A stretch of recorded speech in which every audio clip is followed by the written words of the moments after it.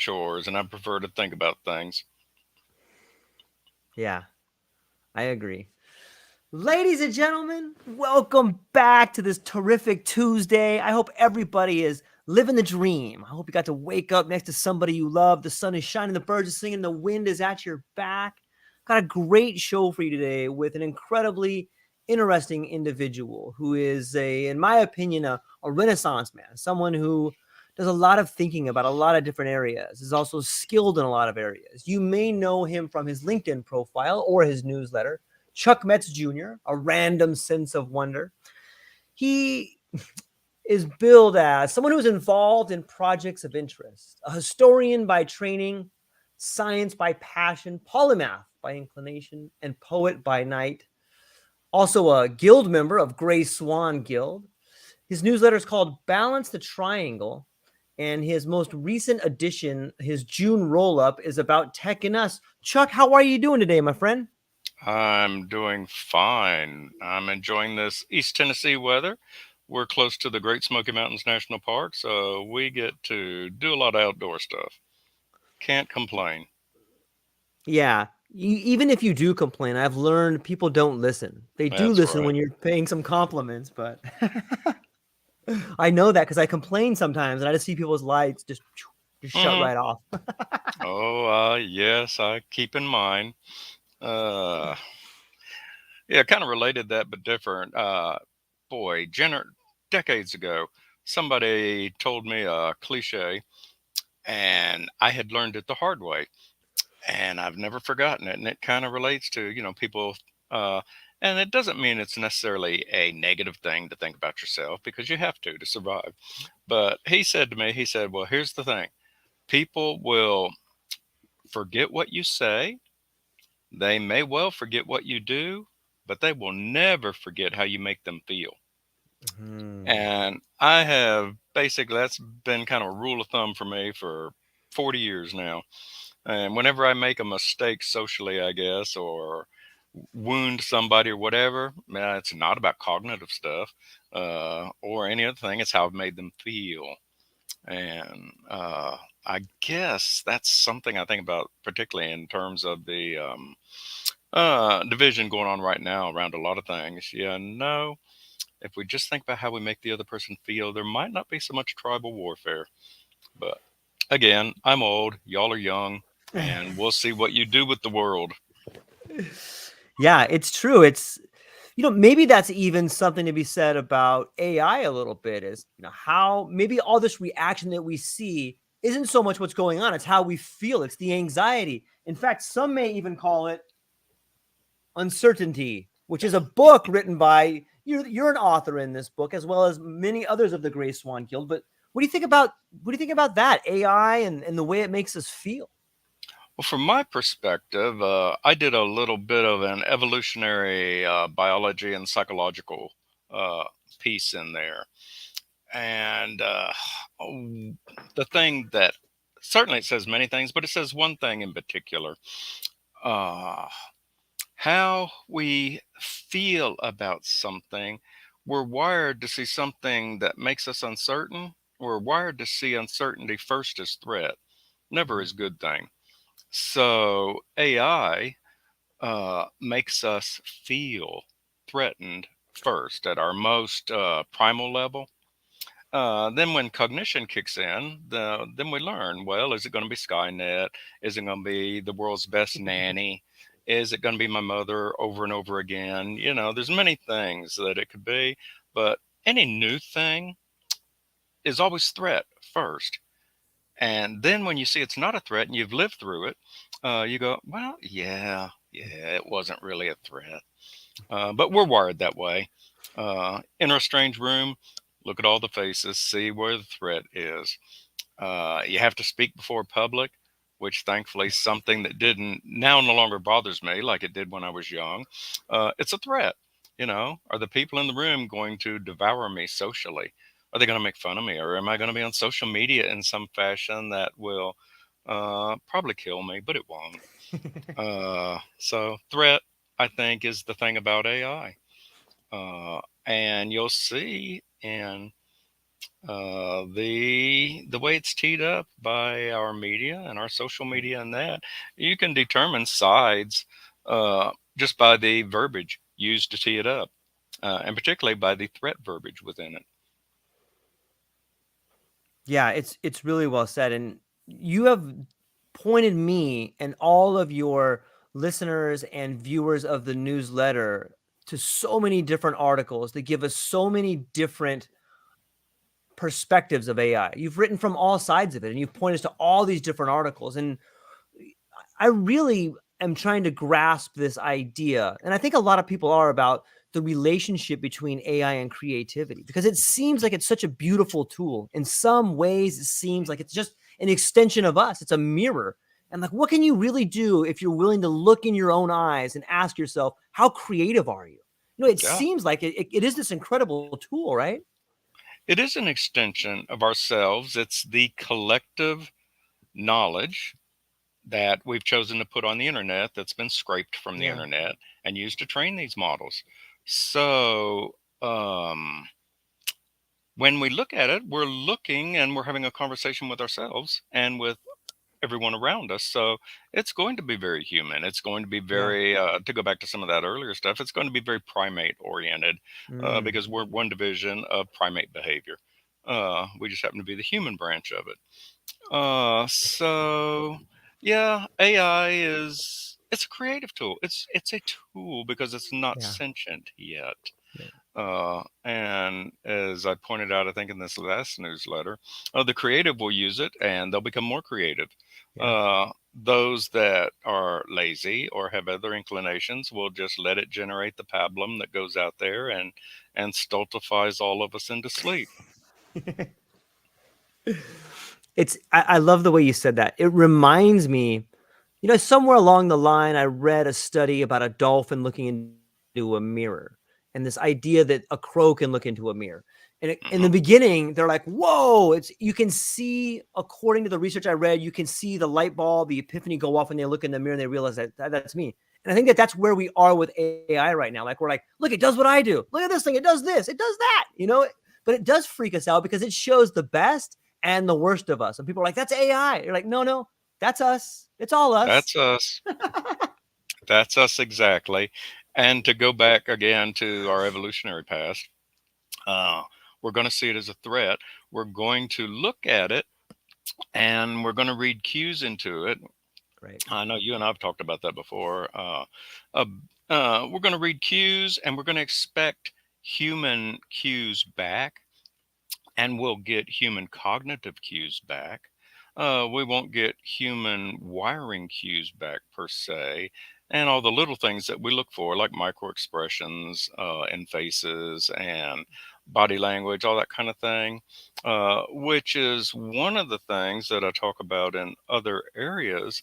The thing that Balance the Triangle talks about, one thing among many, is that when you're in a metaverse or an AR or a VR situation, uh, you're using the same senses that you've used to navigate the analog world.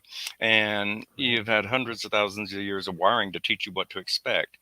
And those cues don't work in digital worlds.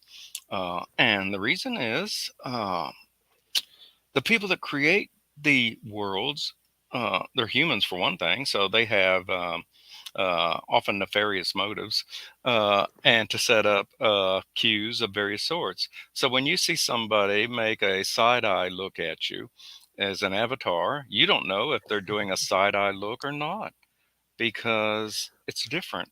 So we have to come up with some cues for that. Uh, in fact, in this, what was amusing is in this recent Congress that the UN, I think, had with the robots, the 9 robots that were speaking, and they were elucidating forth various opinions, that type of thing. Some of them using generative AI, I believe. Anyway, what was interesting is, of course, if you go back and look at the news, you see what they pick up on. Well, it's going to threaten us. It's going to do this. It's going to do that. Uh, One thing in particular, Amica or Amika, I'm not sure how they say her name. They really focused on her giving a side eye look and being wry. One of the things said in her remark about, well, are you planning to rebel against humanity? And she said something to the effect of, why would I? I'm happy with where I'm at right now. Uh, and, they're jumping all over it. Again, primate emotion coming to the surface, threat, threat, threat. And we can't help it. We didn't become apex predators by losing the evolutionary battle. So we learn to manage it. Uh, you can't change. I don't know where I've done some stuff on that before. You can't really change right now evolutionary behaviors, though with CRISPR and other things. Yeah, there'll come a time we can rewire evolutionary behaviors and change into what we want. But for now, we can't. What we do is we learn to manage them. So if we can see what our primal impulses are and manage them, then yeah. And one thing to do is to manage threat first. Look at it realistically and cognitively, but don't look at it from like it's going to jump out of the bushes and chop my head off. Yeah, it's true. And this brings up this there's something that I was thinking about when we started talking about threats, the metaverse, and AI. And it's the way we consume media. And I'm wondering, do you think maybe like we've lived in this industrial revolution, and it's not too long ago that we came up with the phonetic alphabet and we began becoming a world of print, and that gave us this idea of exact repeatability. And it's fascinating to me because it seems to me that changed our sense ratios. So we used to be somewhat of hunter gatherers, and then all of a sudden we changed into this way of consuming media with exact repeatability. And it seems we're on the cusp of changing our sense ratios again.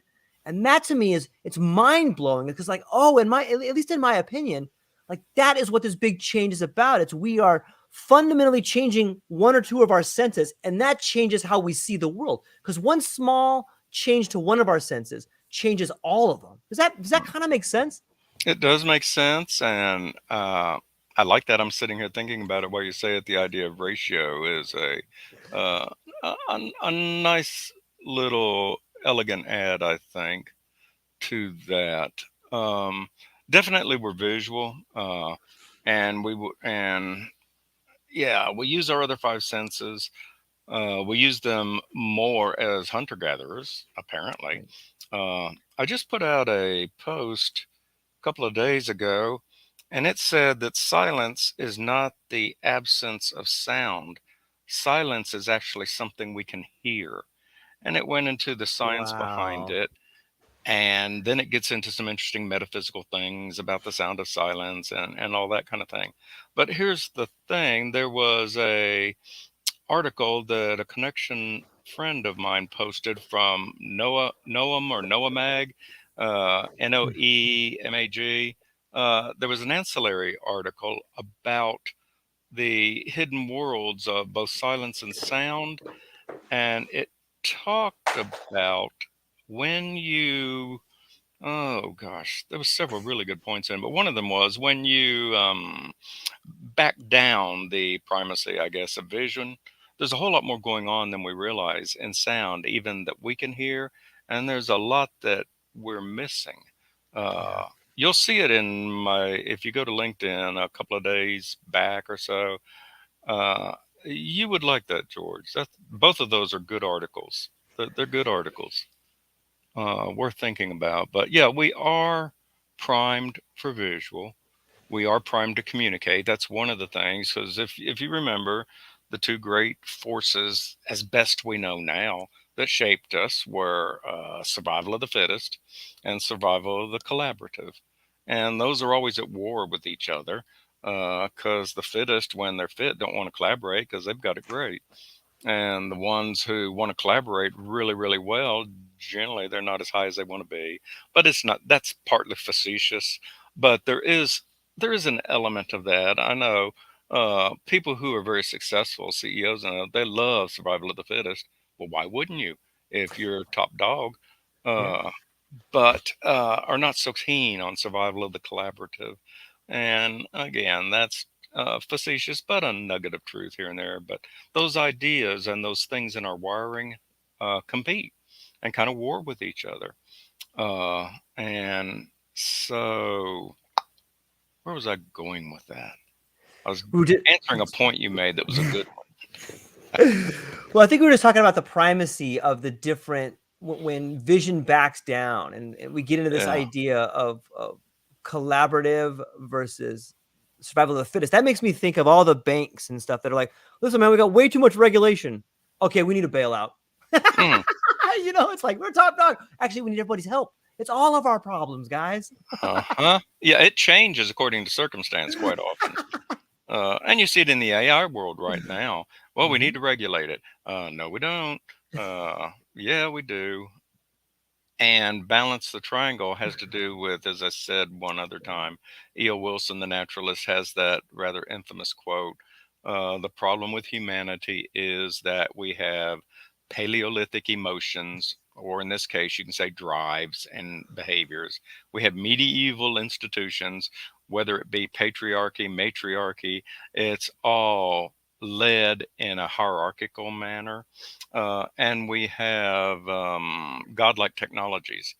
And balance the triangle is about they're not in balance. We are 3 year olds with guns. We have the tech, but we don't have the decent enough control of our innate behaviors to handle technology as it outstrips us. We are so bright, but just like human vision assumed primacy, cognition has assumed primacy, and that's a survival tool. But it's not going to do us a lot of good if we create weapons good enough to kill us all. So, how do you balance those things? And the thing that was really interesting, you brought up ratio and printing press and that type of thing. Uh, when we went from being hunter gatherers to Mhm. being Neolithic farmers, that was only about 10 or 12,000 years ago. Right. After hundreds of thousands of years of fighting and surviving and collaborating and all of that, well, we really learned how to live in a cubicle world there, Mm. how to have and submit to kings and to authorities who had rules and regulations. And we had to relearn certain behaviors that we've talked about. Then the Industrial Revolution, just 300 or 400 years ago, put a whole new spin on that because now the technology is growing, but same behaviors as hunter gatherers, same behaviors that we learned in the as settled farmers, but Mhm. now we hunt and gather in stores, and we work and produce in farms. Or in, I'm sorry, factories. And then we have this digital revolution now, which is taking it even further. And in each case, our technology so far has outstripped our ability to control it. Now, we survive it by nip and tuck. And I'm an optimist. For me, the glass is always more than half full and overflowing. But there's, it's a danger and something that we'll deal with. And I guess the point of my part in the uncertainty book was just to talk about that wiring. Right now, I guess my current project is from an evolutionary, psychological, biological, and genomics kind of blend.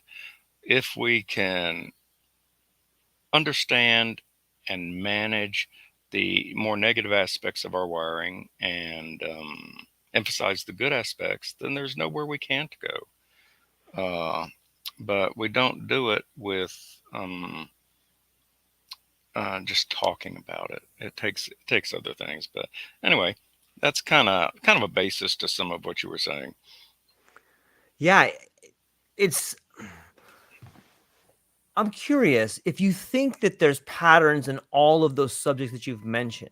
It seems to me that there's a great book called The Fourth Turning. And in that book, they talk about the reason why we repeat the mistakes of the past is because the people who've actually gone through the tragedies like World War I or World War II, by the time the next giant thing is about to pop off, those people that had to go through that tragedy are on their way out. So they no longer, the people in positions of authority no longer have the conditioning to thoroughly understand how horrible something is. So it's like this, it's this rhyming pattern, or I like to think of it as a helical model. Even though it rhymes, we're moving upwards. But do you see the patterns that move through all those subjects that you listed? And is there something that we can dig in there to try to fix it? Well, the thing that you just said, I think, is a pattern. Okay. We tend to see big wars multi generationally because people Right. forget. Right. If you're a Gen Z, you don't know what it's like to do without in white, or let's just say in the civilized world as it is now. If you're in Western Civ, that kind of thing. Right. Uh, as far as patterns, um, one pattern. Uh, I wonder if I need to underlay this first with Oliver Curry. Uh, Let me say this first before we talk Okay. about patterns, because this may provide a good underlay. There's a theory out there by a fellow named Oliver Curry, and it's called morality as cooperation. Mm, And I may have sent you the link before. I think so. Anyway, it's an interesting theory. There's many takes on morality, and in his case, he's looking for, are there broad patterns of morality that are intrinsic to being human, that are deeper than cultural, that are deeper than societal, or is there ultimate a rough kind of human morality, if you will? And of course, using the word morality, people kind of freak out because everybody argues about morality, and you may or may not want to be moral, and I don't want your morality. Well, you can take yours, and I will hit you in the head. That kind of stuff. But here's what he says. They looked at 60 cultures globally, uh, indigenous cultures, and many different types of societal cultures, and found a number of behaviors that seem to indicate that there's wired within us a certain values, if we like that word better than morality. Mm, And I call those, you can think of those as duh moments. There's kind of common sense, and there's tribal common sense. If you're an electrician, and you don't stick two wires together that have opposite colors, and if you're a newbie and you ask a question about that and he just goes, well, duh, because that's a tribal piece of common sense. There's common sense among humans, it seems, regardless of culture. uh, and so, like, the first one was, you have a responsibility for kin. You should take care of your family.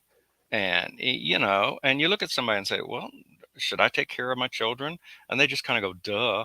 And whatever society we see parents, if they're neuronormal, I guess, if they're right. not pathological in some form, you see parents taking care of their children. You see them taking care of their mothers, their fathers, this extended kin relationship. So, he suggests that taking care of kin is wired within us, and that survival of the fittest and of the collaborative has wired that within human beings. Hmm. And you rarely find somebody who's not with that.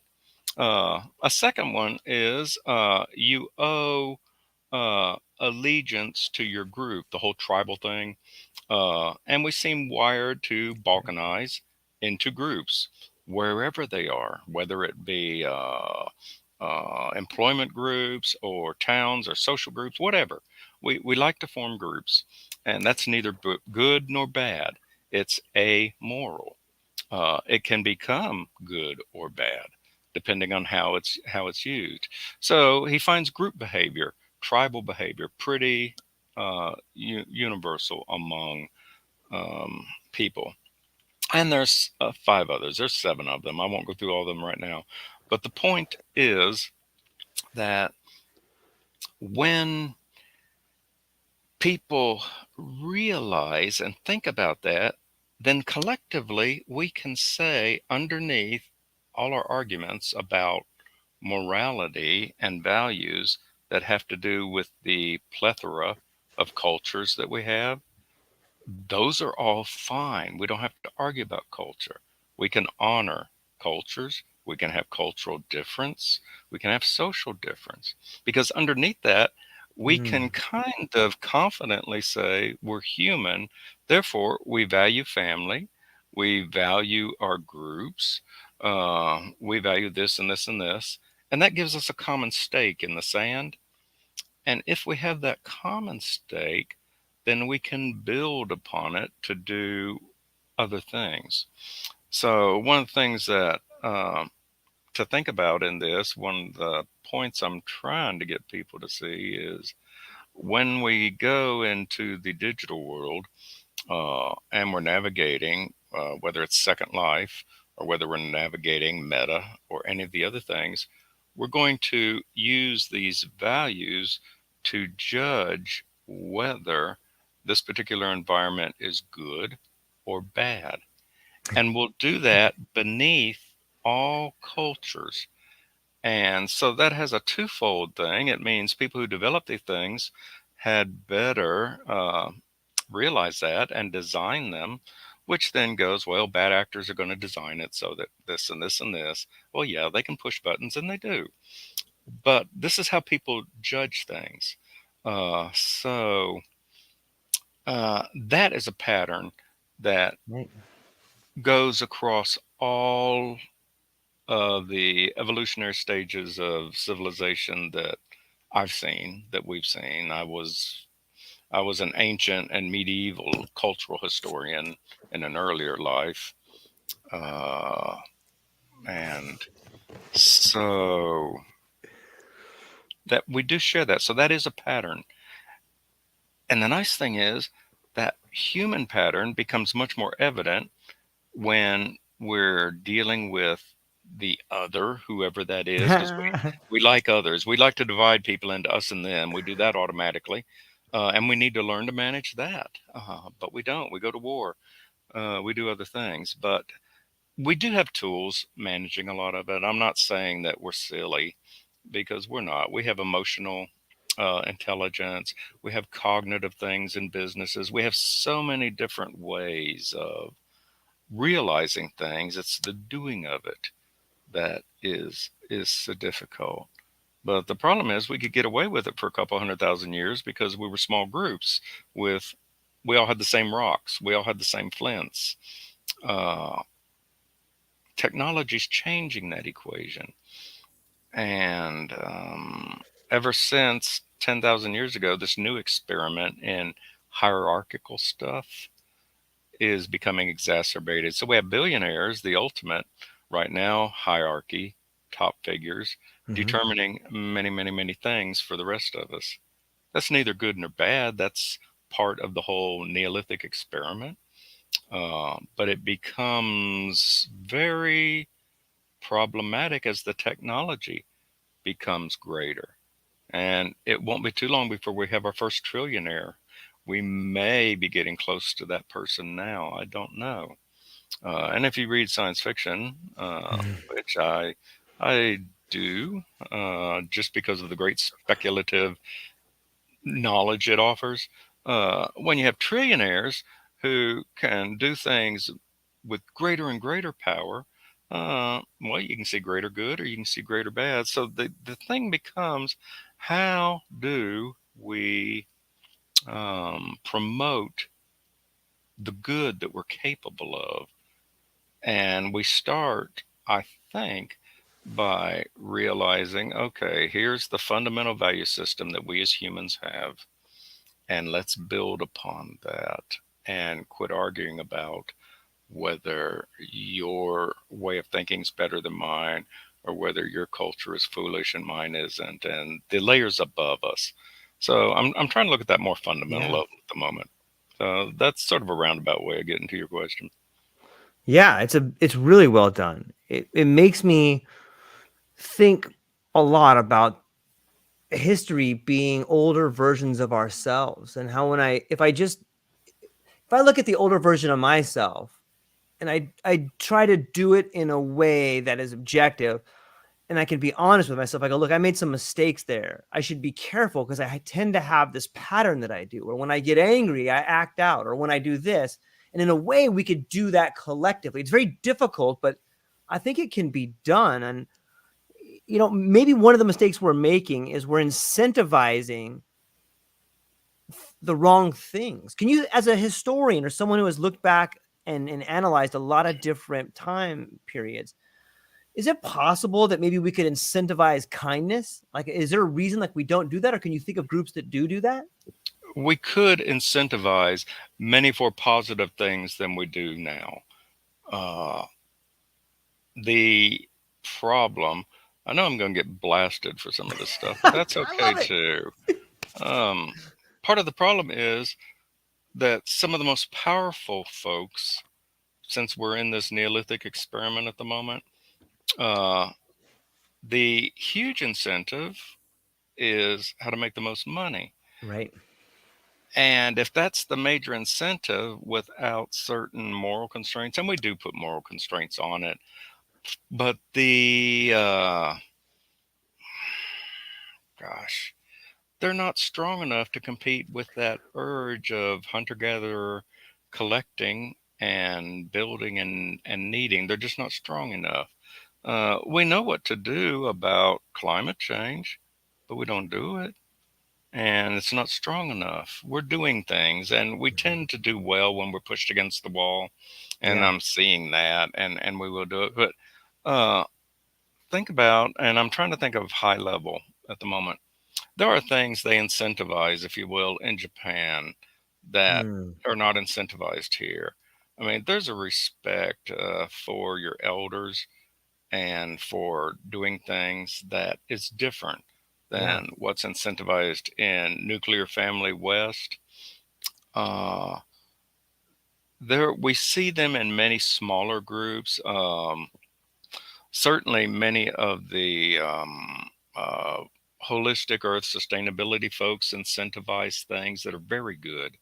Right. Uh, Many small groups incentivize really good things, both socially as societal expressions, as cultural things. But in my current opinion, which is subject to change, in the I still keep calling it the Neolithic experiment, just because that for me that's just kind of a funny way of thinking about it. Um, People who have gravitated to the top and have much power, they do much good, but they can also do much damage, and that damage is multiplied by the amount of money available. So then it becomes again, well, I need more money to do more good, and we tend to be at war. I wish I Mm, had solutions, uh, because I've not been around that long. We've been thinking about this stuff for hundreds of years. We kind of know, and certainly, I think there's been progress. People have often said, look at now, less poverty than any hmm time in civilization before, less hunger, less this, less that. I think, as a species, personally, at the moment, that we are making progress. We do have, so far, unchanging uh, feelings, urges, all that stuff we've talked about. We try to manage, we're getting better at it. Uh, and that's again another reason for the whole balance the triangle thing. If we can keep from killing ourselves, uh, we can get there yeah. ultimately because I think we are growing. We, I'm certainly not negative about who we are as a species or what our possibilities are. But many of the structures that we have not right now don't help us. So, and it partly has to do with the great bell curve of capabilities and all of that. Uh, but we're getting there. Will we get there or stay there? I don't know. They say the reason we haven't seen anybody according to Fermi's paradox, is because none of them make it past this stage where we're at now. Who knows? Uh, I tend to joke that, and you can't quote me on this because this is not something I believe. So, everybody listening in, this is more facetious and fun than anything. But uh, let's have some sentient AI that doesn't have some of our primal wirings, and let them be the parents in the room because we're still 3 year olds, and let them help us be better. That is a possibility. Not saying it will happen, but it's a possibility. Someone has to be the parent in any society. And right now, we seem to be, at least in Western culture, in a place of no parents, no authorities, my way, only me. Uh, don't know. Yeah, it's so Lord of the Flies, the movie edition, not the book. You Yes. know, Yeah, it it's can be. right. It's so. How do I put this into words that make sense? I feel that the when I look back at it all, I think it was Carol Quigley in Tragedy and Hope that talks about what seems to continually happen is the instrument becomes an institution. And that's where the corruption sets in. But if we just take that idea, the instrument becomes the institution, that's the stage of decay. Now think of that as a tool. Think of us as hunter-gatherers who figure out how to create this spear. Well, that works for a while until that instrument becomes an institution, and then the blade gets dull. And now we have to find a new instrument. And no, pick your ism. It doesn't matter if it's communism, capitalism, or accelerationism. We use these tools until they get dull and then they don't work anymore. And now we find a new tool. And it Hmm. seems like that is where we are. Like we have, and everybody gets to go through this transition at a different age. And it's such a beautiful thing because you can't go through the late stage as a kid and as an adult, but you have different relationships to the next generations depending when you're born. And so, I really like this idea of potentially the next step in the instrument becoming the institution is the evolution of this new instrument that is AI. And I do think it can be the adult in the room. The one thing that seems to dull the instrument and make it become an institution is this idea of corruption, be it rust or be it overuse. And one of the pillars of our community should be equal justice under the law. Like that should be the one thing that really at least clears the path for us all to walk on. And I think that an AI judge, I think that an AI lawyer could do that. Imagine if you didn't have a set of attorneys for the billionaires and then a public defender for the guy on the street. What if they had the same attorney? What if they had the same judge? Well, all of a sudden, that kind of evens out. I'm sure that there's ways to move around that, but that kind of evens out the playbook a little bit. And I think Yes, that's it something that can help does. us move forward, right? Precisely. It does that. And your idea fits uh, in very well with Max Weber, German sociologist. And what he says, and I think what's so grand about this particular theory is it fits in so well with our primal wiring. Yeah. Uh, he talks about how he talks about in a group of writings called On Charisma and Institution Building. I've talked about that before. And we're wired to look up to the leader. It's in our wiring. We're always going to look up to the leader. And that's one of the values that Curry talks about. And we either, uh, and we learn deference, how to show proper deference to an authority. That's one of our fundamental wirings. Uh, and Weber says that in any new thing, where there's any strong leader or charismatic figure, he's the first generation. He gathers disciples, he gathers followers. They look up to him. And that strength of that tool, if you will, in this case, the tool is the man. Uh, the man is very strong. Second generation, when he passes, begins the dulling of the tool, as you say, because with the man no longer around, what they do is they talk about the good old days. Well, we used to do this and this and this. Well, that's just basically a verbal corpus ready to be codified. And so in the second generation, his sayings, his actions, his black turtleneck sweater, whatever, becomes part of the corpus that is the next generation. And you have the beginning of institution building. And so Mhm. you build a campus and you build buildings, and you have, usually it's lineage and blood related, though not always. But we're wired that way. And so you have people now beginning to follow an institution, still in the spirit of the man. And this becomes more and more attenuated with each generation. And it stays around until the next great person challenges it. Or within the, what happens is within any good business, there are charismatic individuals who Mhm. basically run the business through both their knowledge and their charm. I mean, you have several layers in business. You have the level of business acumen and going on, and then you have the level where things get done with the people who have people skills and that kind of thing. And sometimes you have a blend of both in one person. But we respond to leadership as human primates, and that's in our wiring. Already, we're trying to marry AIs. We're having avatars as friends. We're looking up to them. We will treat, if I have to prognosticate into the future, we will treat humanoid intelligence with the same deference or hate or whatever that we do to people.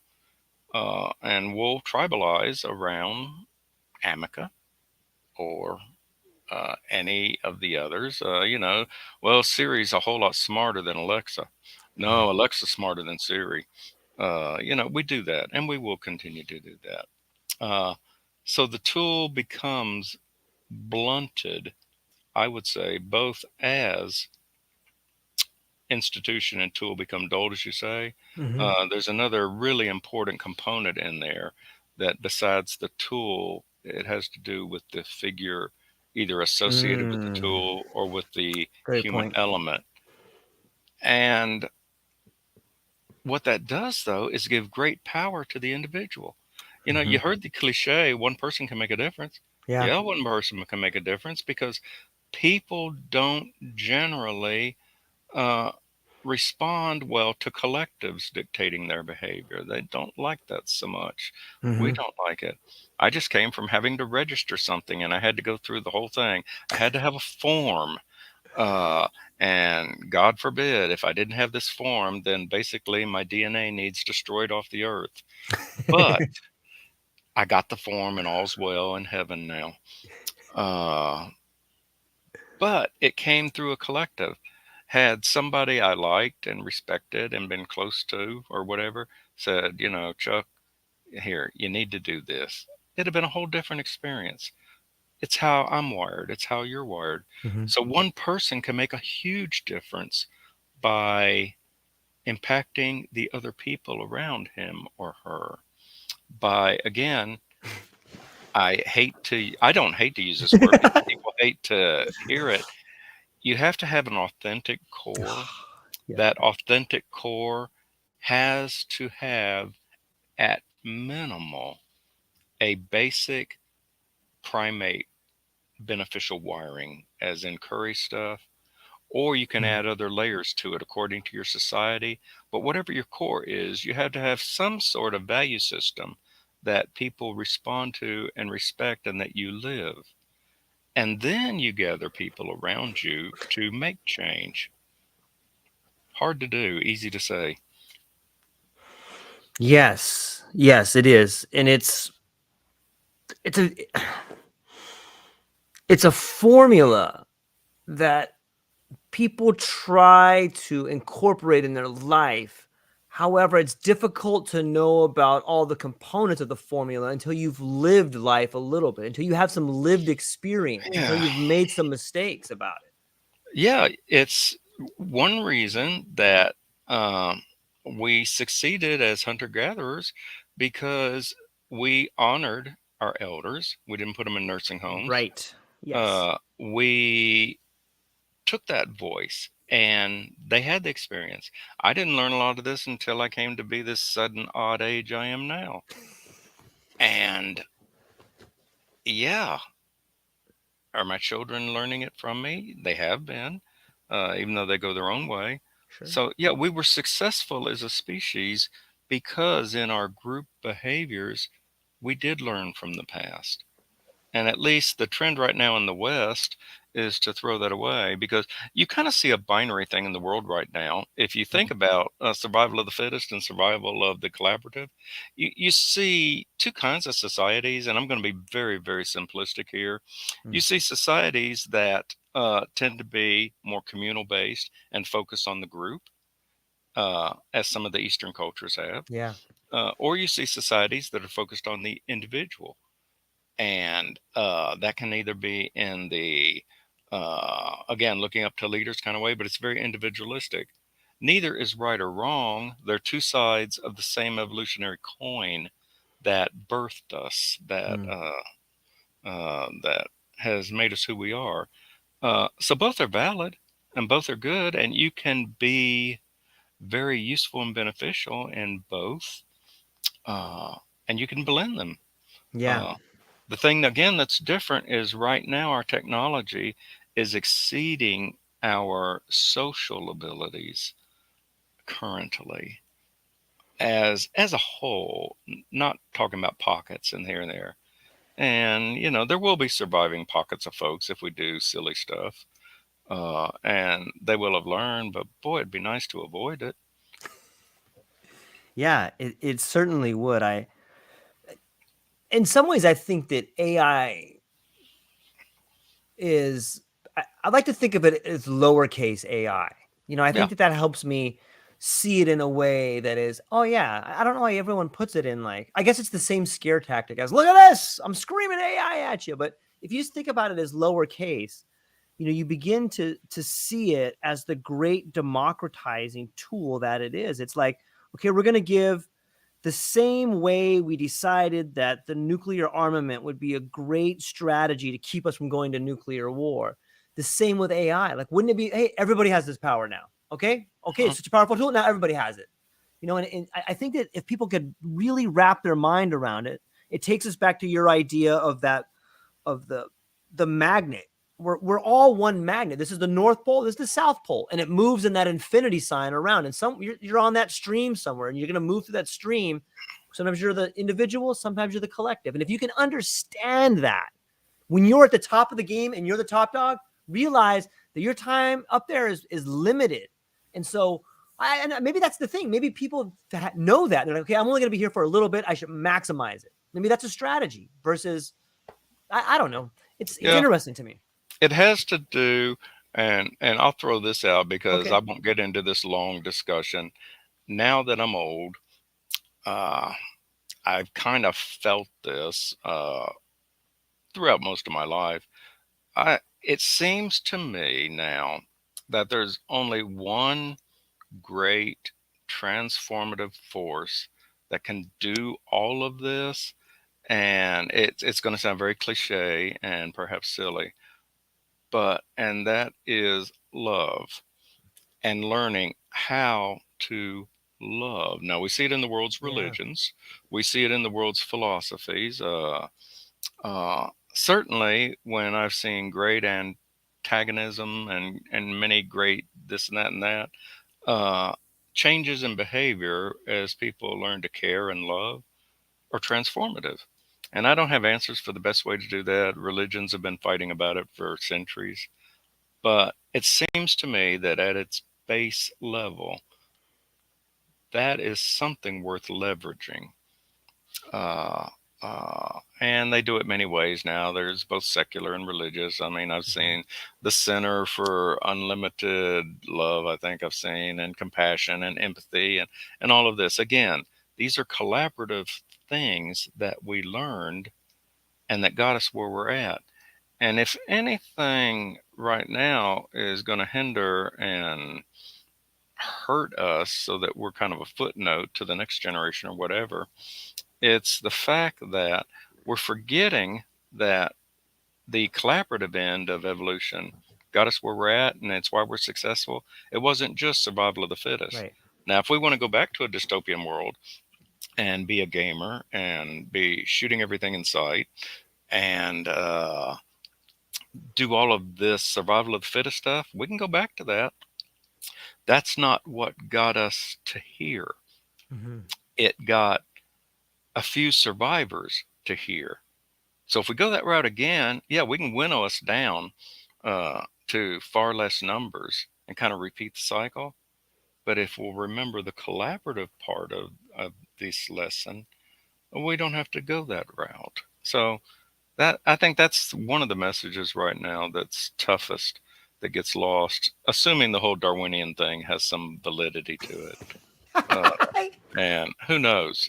Uh, I just extrapolate from my behavior. Yeah. You know, it makes me wonder the we do seem to have this binary thing in us, but instead of it being an either or, it's better if it's a both and, right? Like if we can just Mhm. if we look at it like a battle, like we've sent out our special forces and we have really gotten to this idea of, you know, specialization. But if we just pull everybody back and regroup like we're von Clausewitz or something, we can go, okay, let's bring everybody back and we're going to do a new offensive. We're going to re-rally the troops. We're going to reorganize and then we're going to go at it again. Same way like a tide comes out and it goes in. The same way if you took a bottle of ink and threw it up against the wall and smash, it dribbles down the wall. And at the very end of that ink is these little curly cues, and it looks all unique. And then you look at the spot where it's smashed against the wall, and it's a big blotch. Like it's still the same ink, even though it's intricate and beautiful over here and it looks special. It's still the same ink as it is over there. We forget that. And I wanted to speak to this idea of love as well. And it's how much of the world we live in is a direct reflection of an absence of self-love in the individual. Do you think that there's a connection there? Certainly, self love. Yeah, there's many connections with that. According to psychologists of various stripes, you can't be whole as a human Mm, if you don't have a, a, a decent, normal, whatever that is, amount of self love. Uh, you can certainly go well and beyond it. And we see that you can go well and beyond below it. So I guess in the great bell curve again, what is that bell curve center of self love? Uh, so yeah, you have to love yourself. If you don't love yourself, it's hard to love other folks. But again, what's interesting, again, without having to go too far in this, I just tee up this without having to beat on it too much.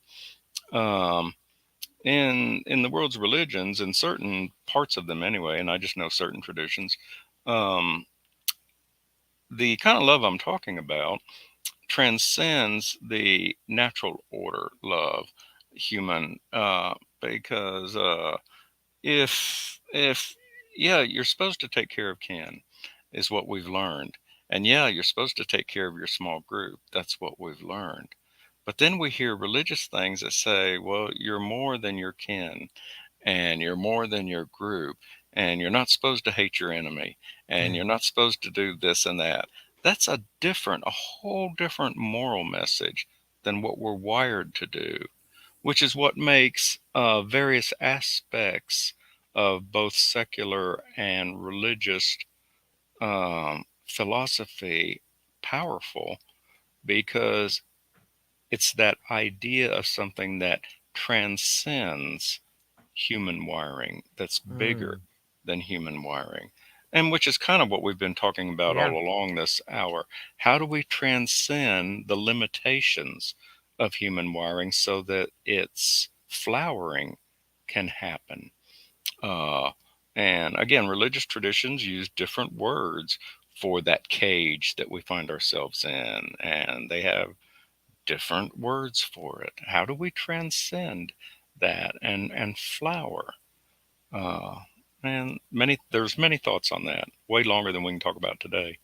But uh, the point is, whether it's that or whether what we're talking about earlier, at least from what I'm currently thinking about, is how do we transcend our wiring so that we are the best of where we are as a species, and monitor and manage the negative aspects of it. And that's what we keep struggling with generation after generation, with different philosophies and different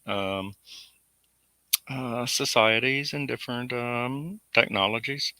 And we'll keep doing it. As I said, I think that there's growth in there. So, as far as the AI part, I'm certainly not an AI fanboy, but uh, I like it because it's a good tool. Hmm. Certainly, Chat GPT and its Yeah. kin have been very helpful in what I do. It certainly has taken away the tedium of what, if I had money, I would do and have researchers do, and then do the writing. Now I've got an unpaid uh, or very cheap researcher doing the basics and allowing me to be creative and leverage it out. And since I have fairly limited time, I'm trying to get a lot done in just a few years here before I pass on into my whatever I find. But that being said, I think at the moment uh, is the great transformative technology, at least equivalent to the Industrial Revolution.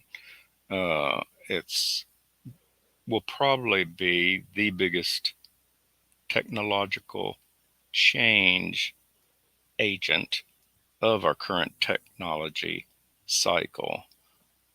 And from it, we'll go on into the next technology cycle. So that's my crystal ball. And I won't be around to see if I'm right or wrong, but some of y'all will. Uh, and so, yeah, I have great hopes.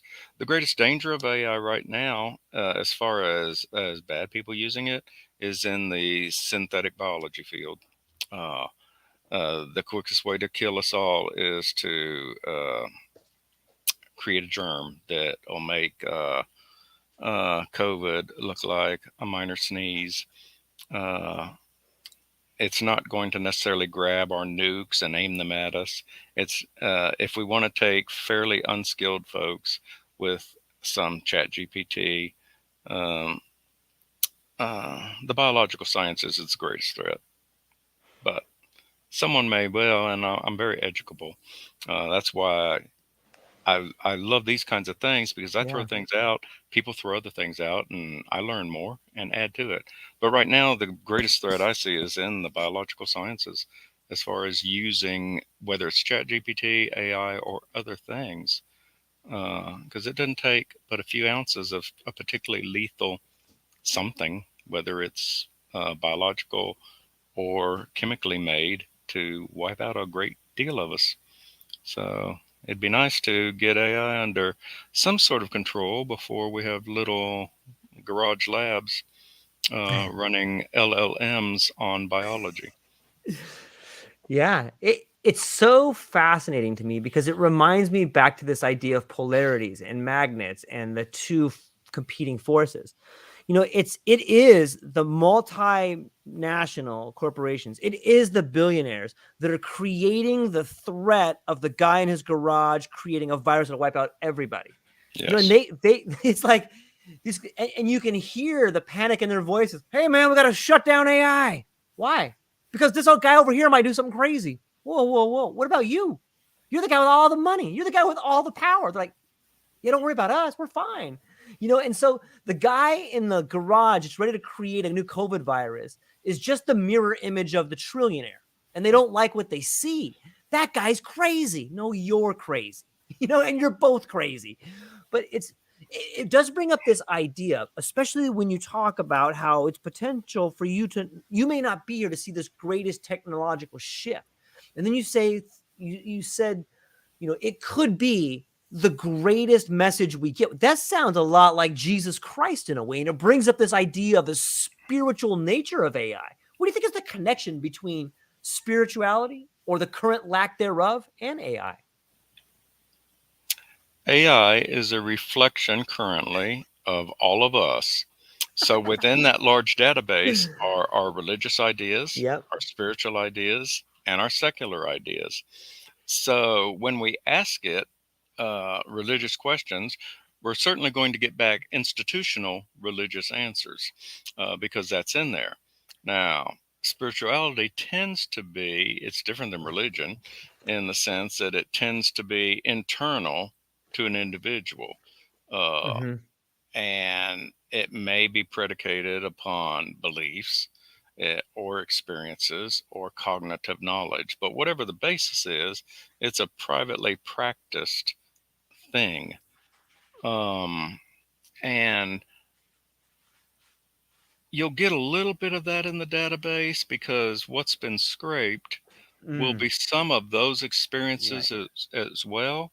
But again, because LLMs are predictive models and they're not sentient, uh, still we're getting back what we've put into it. Right. So, Right. as far as spirituality, uh, unless quantum particles in the AI consciousness are tunneling and doing various arcane things at levels at the quantum realm that we're not aware of at this moment. Uh, there's a difference in spiritual connection there that because AI is just us Right. right now. So whatever spirituality it will have or has right now is ours collectively, all there in one huge pot. Um, it is interesting, though, that again, as we think about quantum, uh, they're seeing other evidences of quantum processes in quote unquote wet biological systems. Uh, Mm, and photosynthesis is one that they talk about. I put an article up the other day about if you want to see quantum physics, look at your nose, and it talks about the sense of smell and blah blah blah, this and that. Uh, so we don't understand enough. I can certainly spin 50 scenarios of what could be metaphysical going on, all mm, speculative. And I've probably thought about them all. Um, do I have a rational way to pick one above the other? No. Um, what I have is my personal experience and what has worked for me. Um, so, the old say, what is truth? The question mm, is. Um, I have to think personally that the universe is obviously larger than we are. right. Uh, and we've always tried to understand the universe in terms of whatever our greatest prevailing technology was at the time. So now we've moved from the clockmaker's universe to a more, we like to think of the universe now in quantum terms because we don't fully understand it. And we tend to push the numinous and the metaphysical into unknown territory. And then people use that as an argument on the other side to say, well, we keep learning more and more and more. So obviously there's nothing there because every time we go farther out, we find nothing.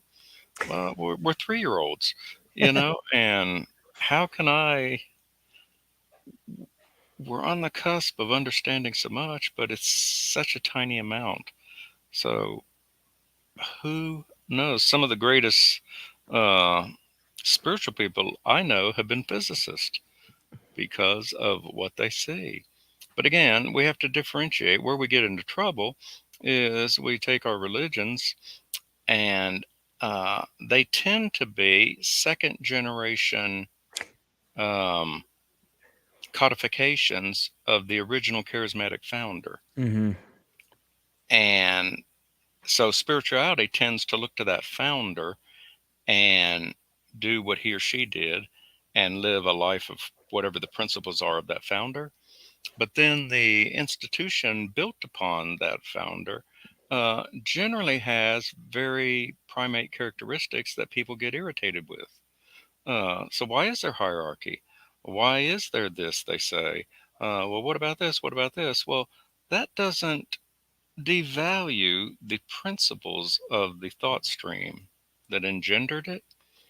All it does is show what we do as a human species with that thought stream. And because of the way that we were wired, we can't help but put it into contextual framework of what we're comfortable with. Which is why I said with love, when you have a tradition and it says, I tell you to love your enemies. Well, as primates, we go, that's stupid. That is Yeah. ignorant because that's not what we learned over two, 300,000 years. Well, what if that is actually a revelation of transformation that could happen Mm-hmm. that isn't just religious tradition, but actually has basis within the normal workings of whether it be quantum or whatever. And again, you can spin. I could create a religion now out of things. You could. We could throw up a few things, and there'd be people. They've already had sermons from AI in Mm-hmm. churches, and this and that. AI is us. It's Yeah. not them. It's not the other. It's not the thing we have to fear. It's us. But it's good us and it's bad us. Mm-hmm. And the point will be, what do we do with it? And both philosophies and religious traditions and codifications of civil law and various things talk about what we do and should do with these things.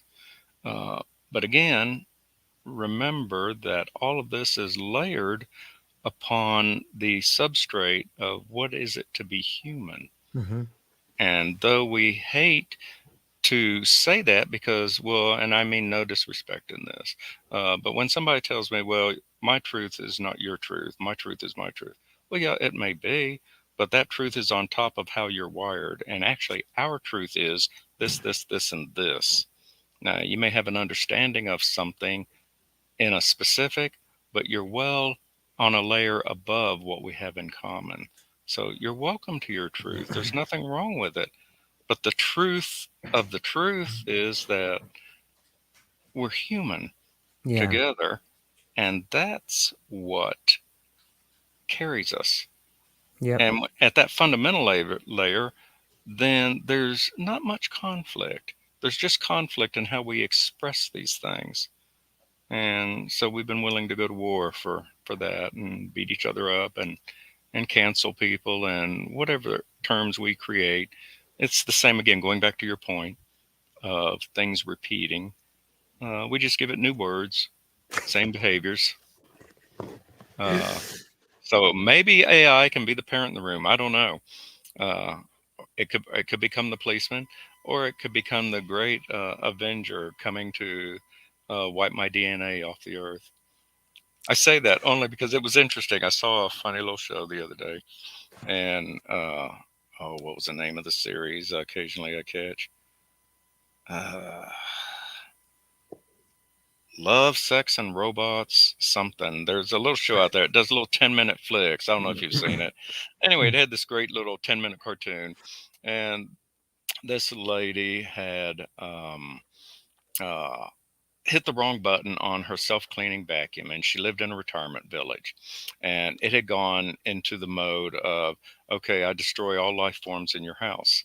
However it got to that, and so she's on the phone trying to fix it, and she's running from the robot, and it's doing this and that, and at the very end she had managed to shoot it with a shotgun and thought it was all over. Finally, she had won.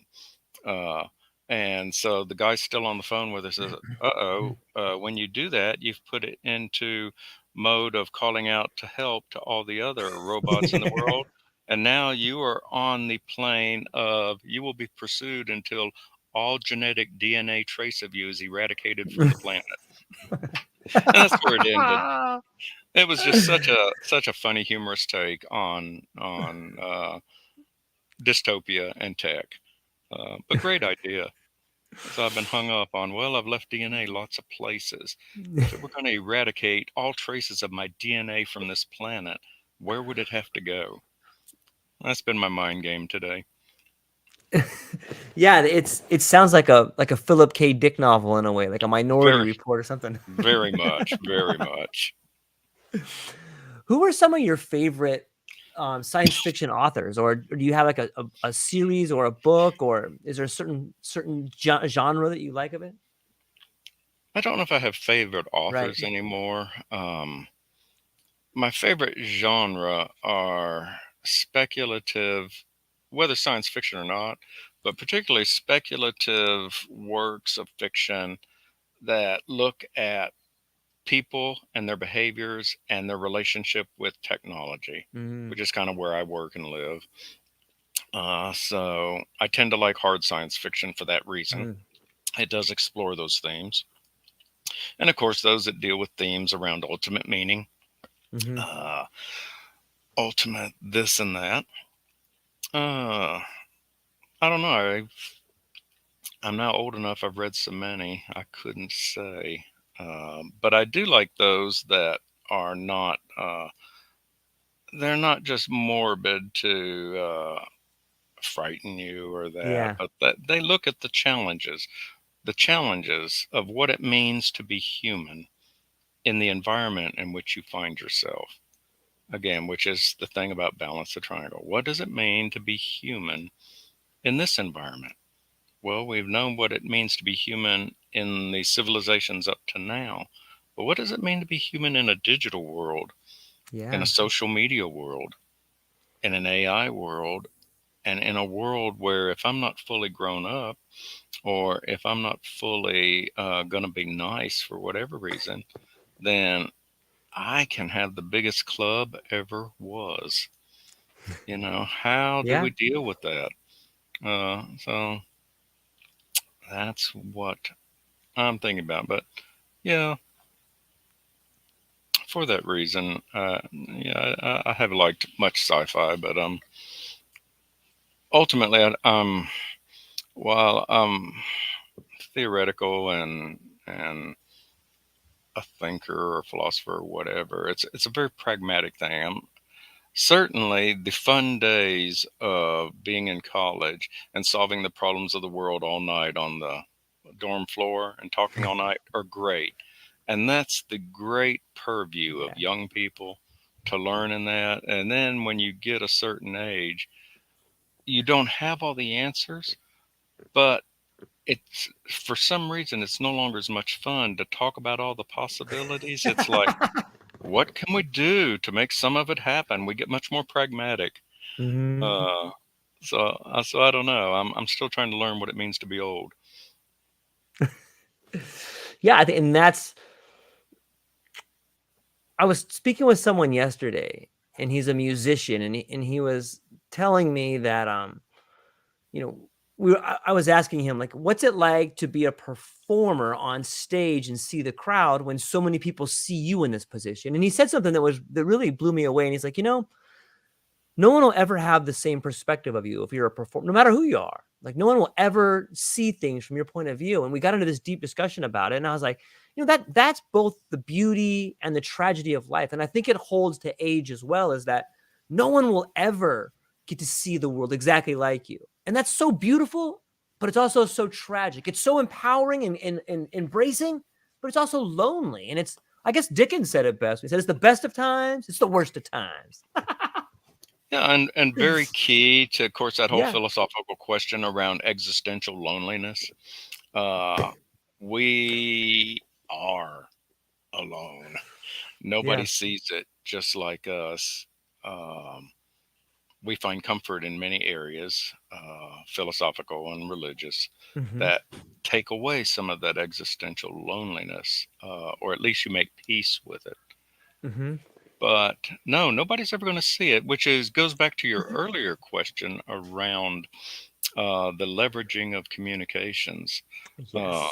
the greatness of being able to leave your thoughts in a written word, so that after you're still around, you're still influencing. Mm-hmm. Some of my greatest influences in my life have been from people who were dead, who wrote Yeah. books.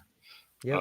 Certainly, I said one time that when I was about 16, one of the great influences in my life was Henry David Thoreau and Walden. Walden changed me at that point. It taught me so many things about minimalism, about self sufficiency, about liking yourself, about being Mm-hmm. comfortable in your situation, about living the moment.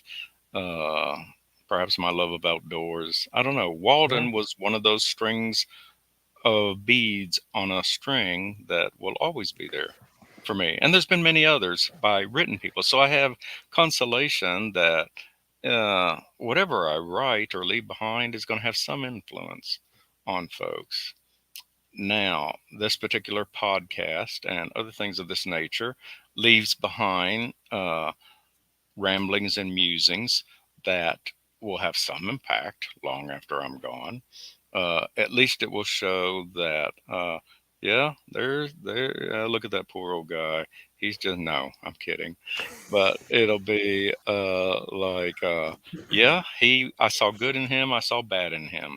I saw he was wrong on this and right on that. But what they will have seen is I lived and I thought, and some things that I care about, uh, will live on. So the communication thing, if we ultimately can upload our consciousness onto a digital platform, there'll be even more of that. If religious traditions are right and there's some form of immortality, uh, then we're going to have even more influence. So who knows? But at some point, we have varying degrees of influence. Uh, so, I've got just a few years. I still think I'm 35 Of inside. course. And as long as I don't look in the mirror, I am 35. And I don't know what happened. Um, hmm. Yeah, think of the old guy. I want to tell a story just for this Yeah, reason because please. it's my favorite little Please. story of late. Um, I'm getting ready to turn 70. Can't believe it. Uh, and always been young at heart, whatever. So I always like to do new things. So I've been building a sailing kayak. Now, to build this sailing kayak, I've had to learn a number of things. And I've just about got it done. We're getting ready to splash it, as they say. Uh, but I have this great story I've told my children. I said, now, this is what you need to do when I'm in the nursing home. To test the sail, I had to set it up in a holder on the patio and let the wind catch it from different angles and see how the sail was adjusting, make sure the curvature was right, the battens were correct, all of that. Uh, and so I had this image, and I said, someday, uh, when I'm in a nursing home, and I'm joking because I told them I'm going to die on a mountain by myself. Nice. But someday, when I'm in the nursing home, I said, you just put a sail in the courtyard, and I'll sit there in my wheelchair, and all the nurses can go by and they say, look at that poor old man. He thinks he's sailing.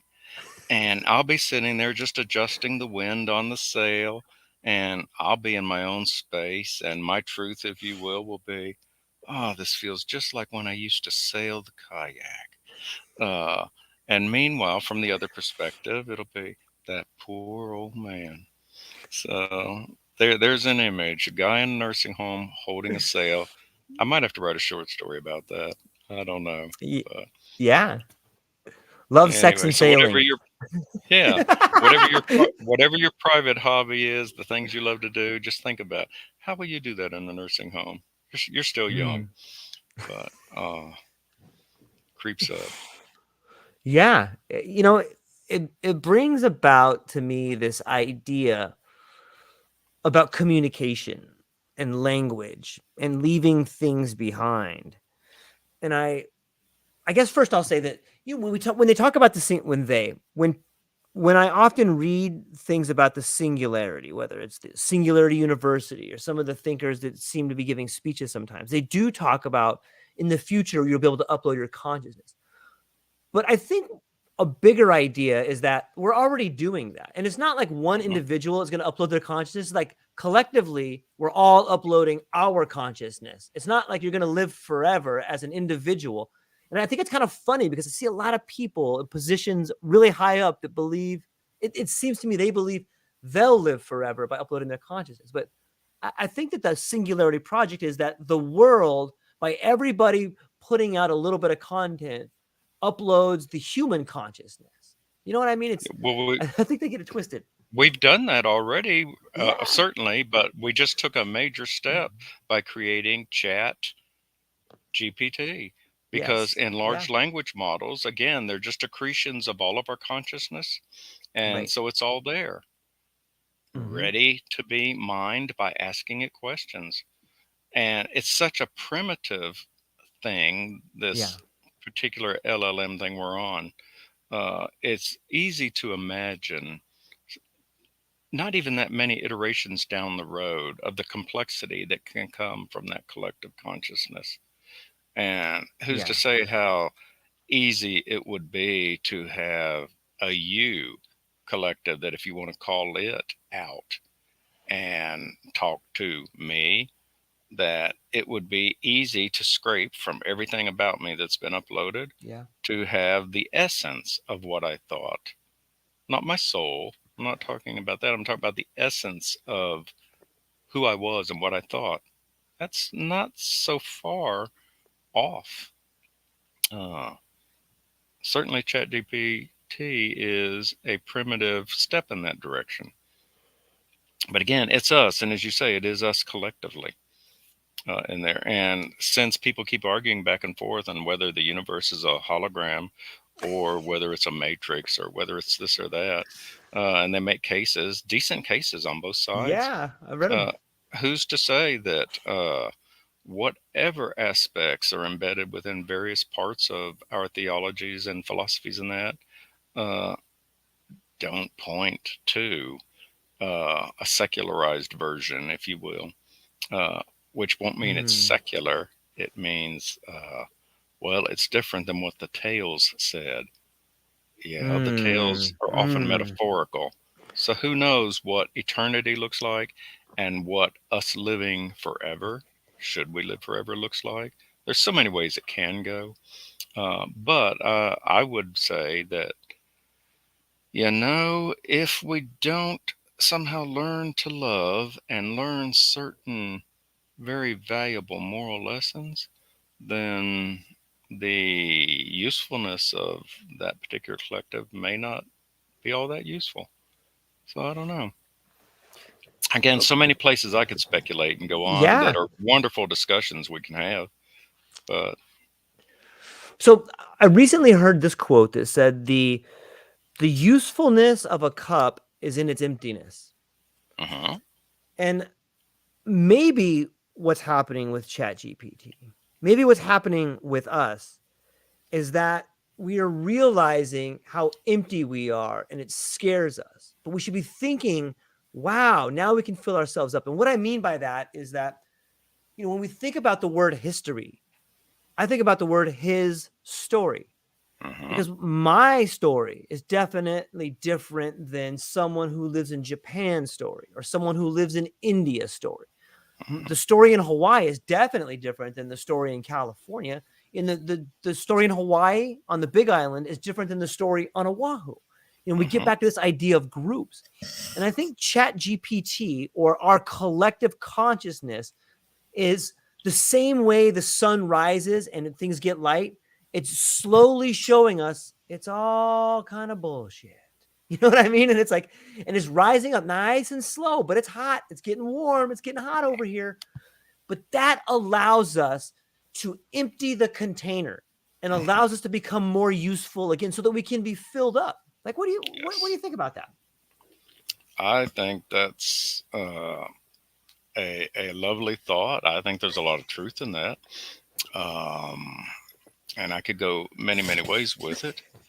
Let me say this part Okay. as a tee up, I guess.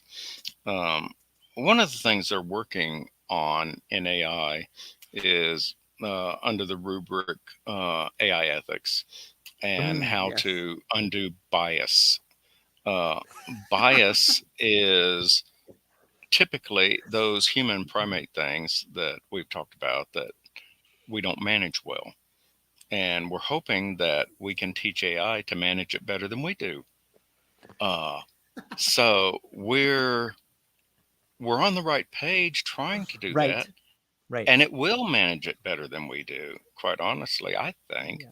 because Sure. it won't have to deal with intrinsic evolutionary wiring. It has a different uh, progenitor.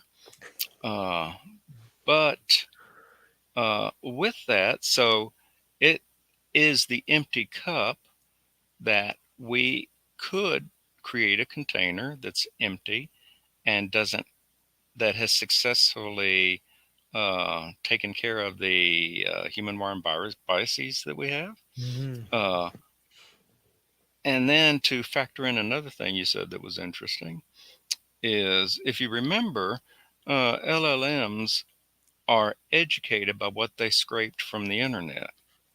Now, who among us would suggest that the internet is the finest expression of human thought that ever was? And then you said that, what might be a good emphases in another culture?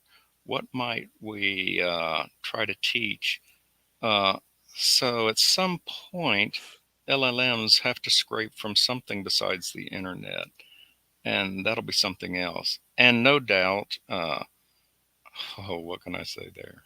Um, there are LLMs in existence, I'm sure, that scrape really interesting material that serve who knows what purposes. Right. We can speculate DARPA, we can speculate all kinds of interesting things.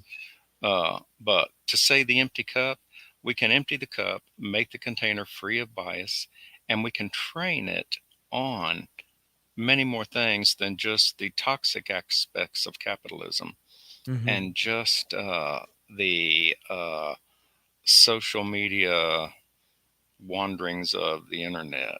Uh, so it's kind of amazing in a way that Yeah. ChatGPT is as sane as it is, because I expected a more insane large language model.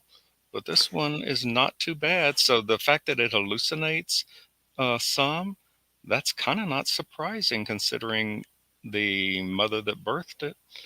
Uh, I I don't know. So who knows what experiments are being done there? I'm sure there's some great ones. I know, like in Yeah. biology, they're creating large language models, feeding it with the best of the biological sciences to give answers. And we can do that. So if we can define from a moral standpoint, again, if we can quit arguing over upper level things and agree, if we can kind of agree that there's a Hmm. human value system that is good. And if we can create the container there and leave it empty, then yeah, I think it could fill up really interestingly. Yeah. I agree. I do think that we're going to find that it's just our image. It's a mirror of us, and it's interesting to me that there are people at the top, and maybe they have access to information that I don't have. Mm. But it just seems like one of the biggest flaws we always make, and I'm trying to put this in my life as well as people that maybe are in positions of government or corporations or are really great thinkers, is that we do look up to people and we have role models. And if you're a role model, you can't say, do as I say, not as I do. Like, you have to do. Right. And like, we'll never ever achieve the level of um, camaraderie or the level of equity that we want when the people at the very top refuse to play by the rules. And I put myself in that category. If Hmm. if I live in Hawaii and I have all these things, I can't people that may live in a less fortunate environment look at me the same way that I look at people that have more than me. And so it's quite a conundrum, but I do think Chat GPT has helped me understand that more and help me understand with some of the anger issues that I have, or understand with the lack of empathy, or flip those things around, and really helps me create. It's like a mirror image that you see. When you look in the mirror and you see, like, when I put my left arm up, my right arm comes up. But it's ChatGPT is almost like you're looking at the actual mirror image. I think there's a word for that, but Yeah, it kind of goes back to the old saying, "You see through a glass darkly, but I've never heard that before. then you will see more clearly, face to face, as it were." Um, yeah, and as far as looking up, you have to do. I Yes. mean, the reason we like Gandhi, he did. He preached and he did. Martin Yes. Luther King, same thing, he did. Muhammad, Jesus, Confucius, each of these people, whatever status we assign to them for various reasons, did what they said. And that's what we respect. Uh, and people respect me when I do what I say. And then I certainly am harder on myself, I think, than most Yeah. people are on me. And uh, I try to live certain values, but I don't do it perfectly. But uh, I certainly am committed to doing it. And people come to a place in their life where they're committed to live in certain values or they're not. Mm. Uh, and there's different levels of that. Uh, Sometimes it's as simple as I take care of my family. I go to work every day. That's certainly a huge value when you hear all the stories of someone who ran off and left their family alone. And that's one of those primary values we have. I will take care of my family. I will go to work every day. That's a major thing. Yeah.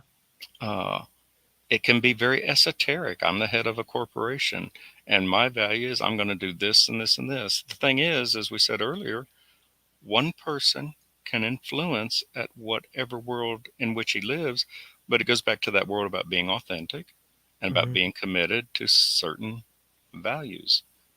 We all have a morality, whether we like it or not.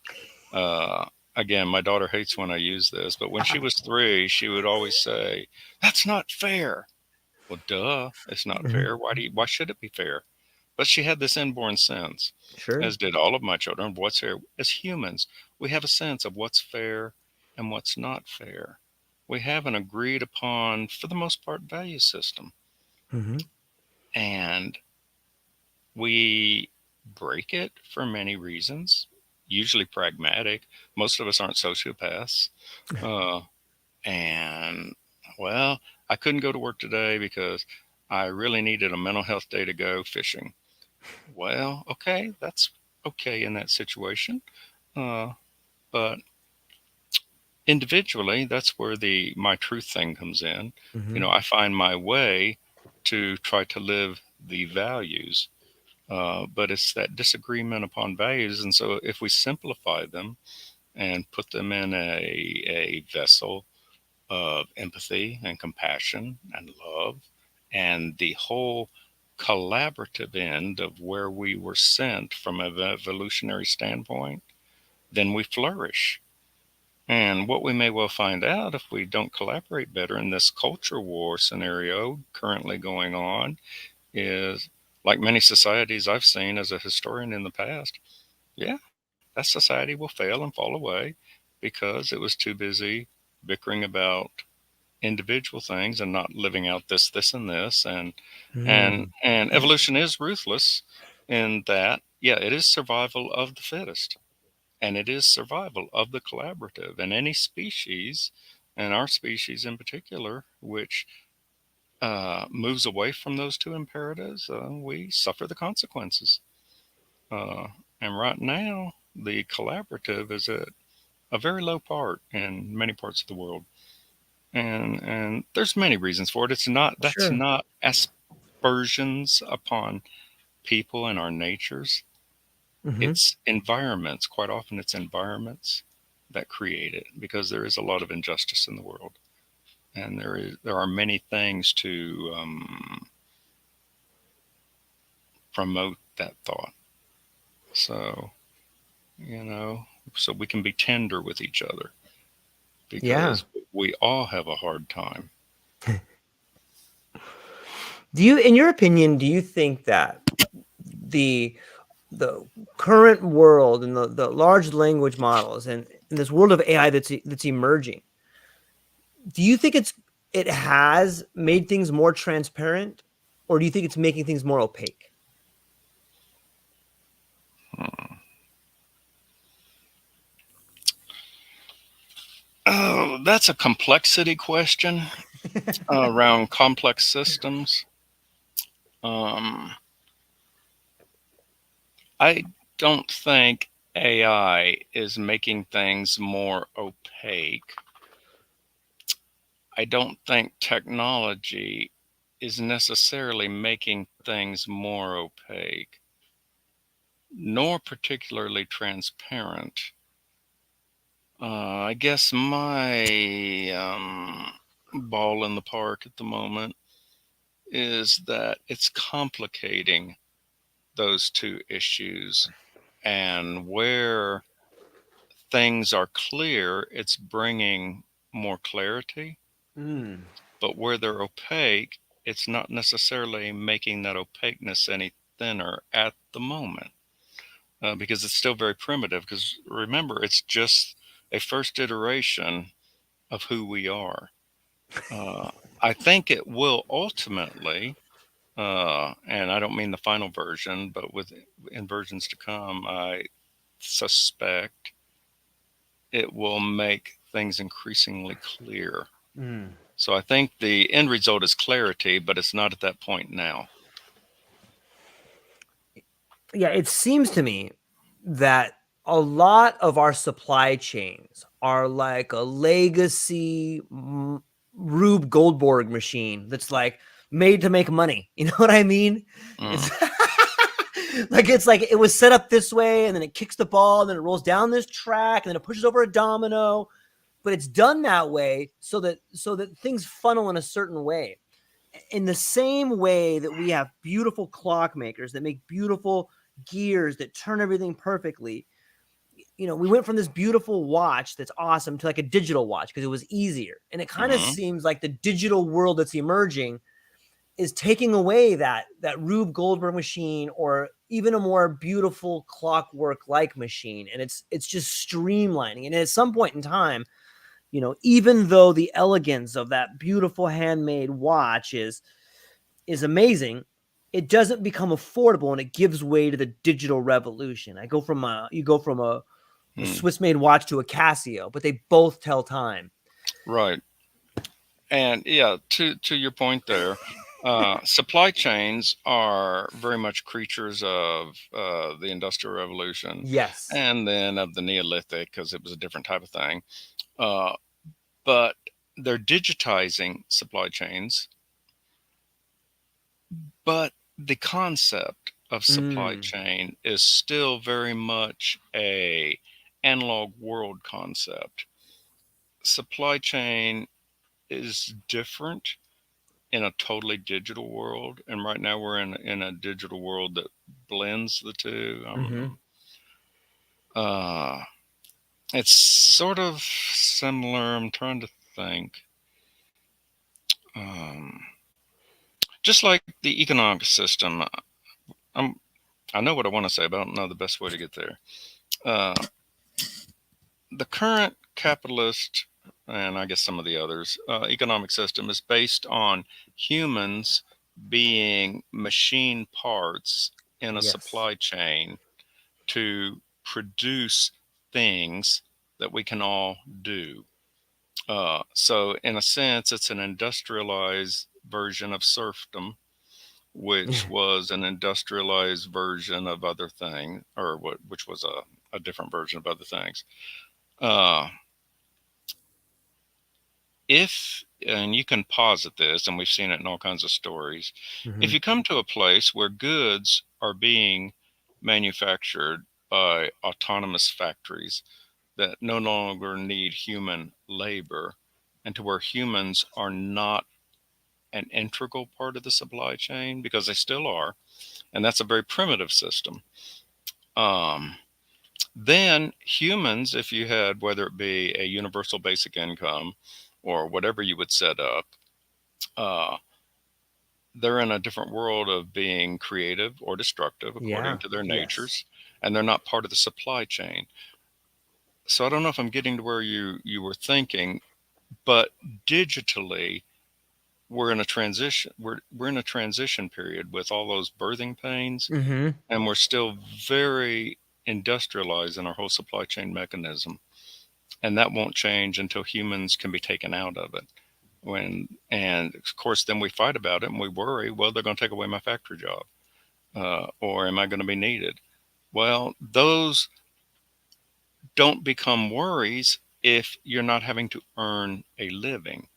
Hmm. If there is enough excess so that then the whole rather primitive way of having to earn a living to provide yourself kind of goes away.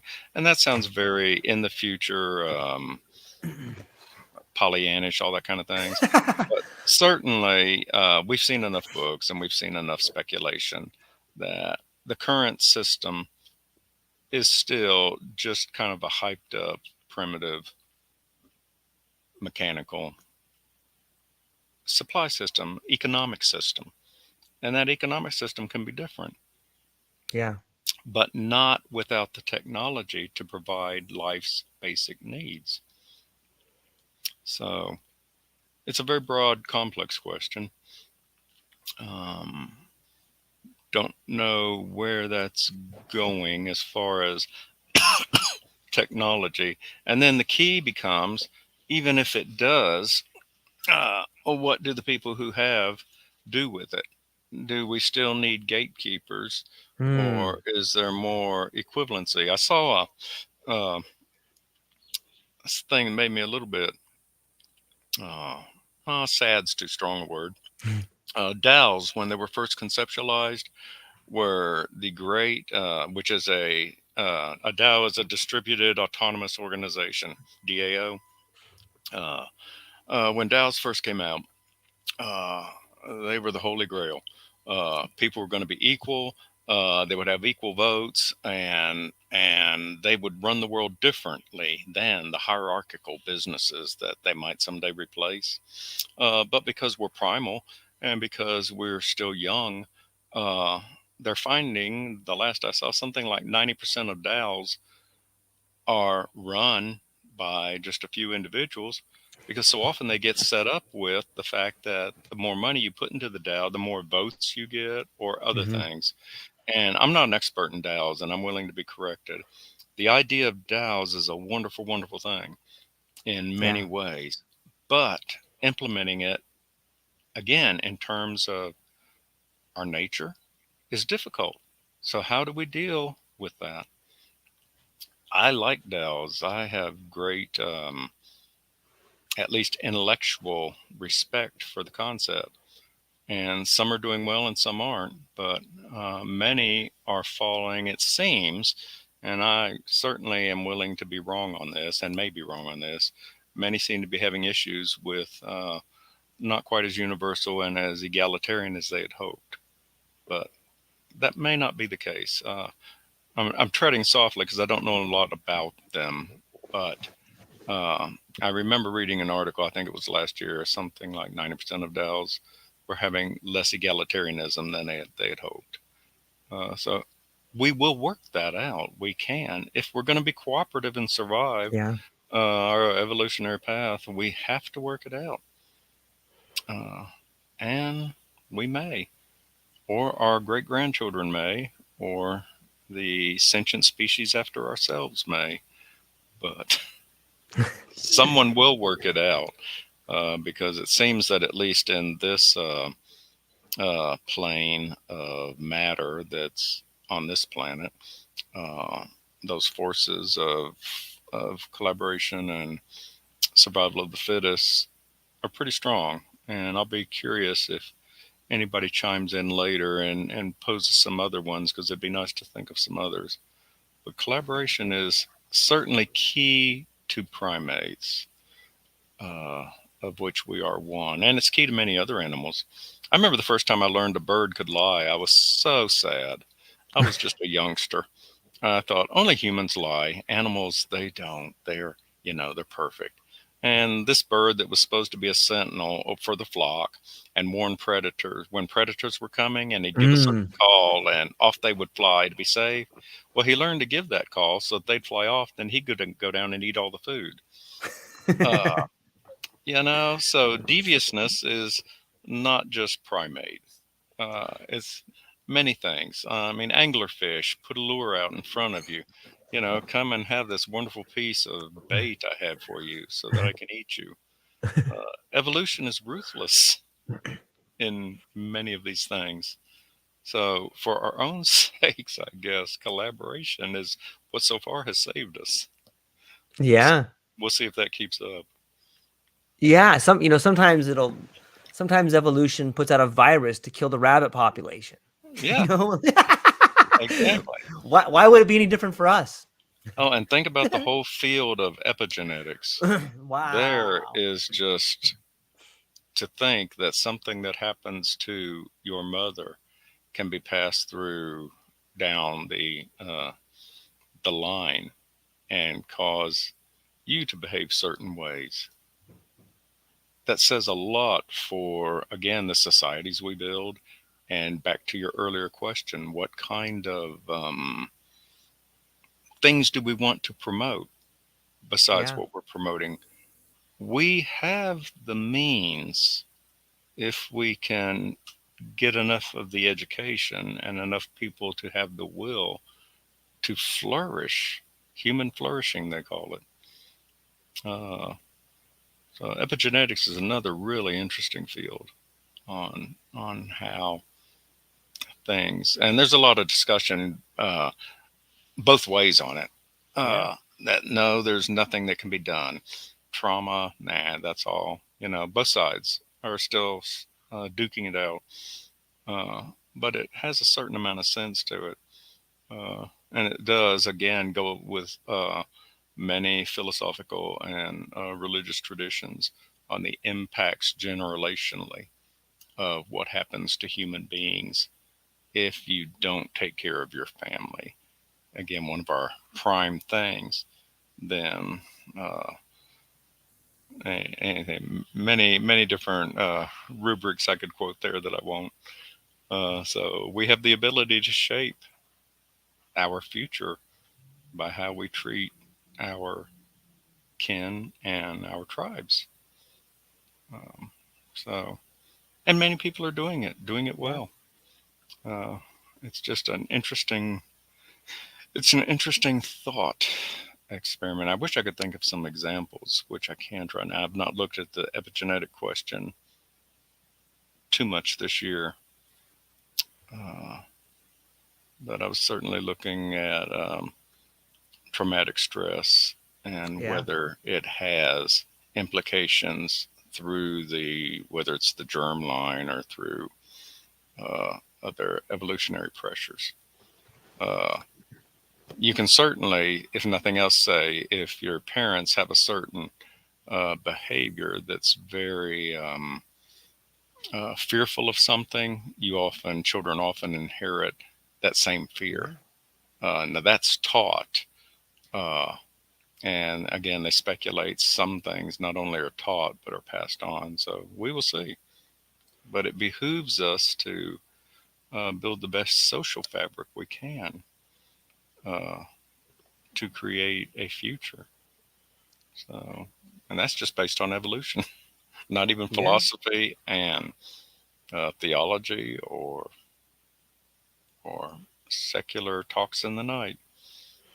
It's fascinating to me that idea of epigenetics and generational trauma, because it's just changing the way you think about something or having an insight can become like having a tool, but not just a tool you use today, a tool that you can go back and change yesterday with.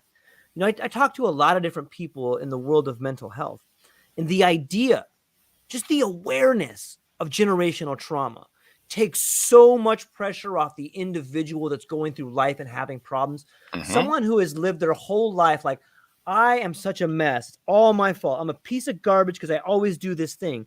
And then they go to like a somatic healer, or they have a psychedelic experience, or they have this insight about generational trauma through epigenetics, and they go, oh, wait a minute, my dad did it. My grandpa did it.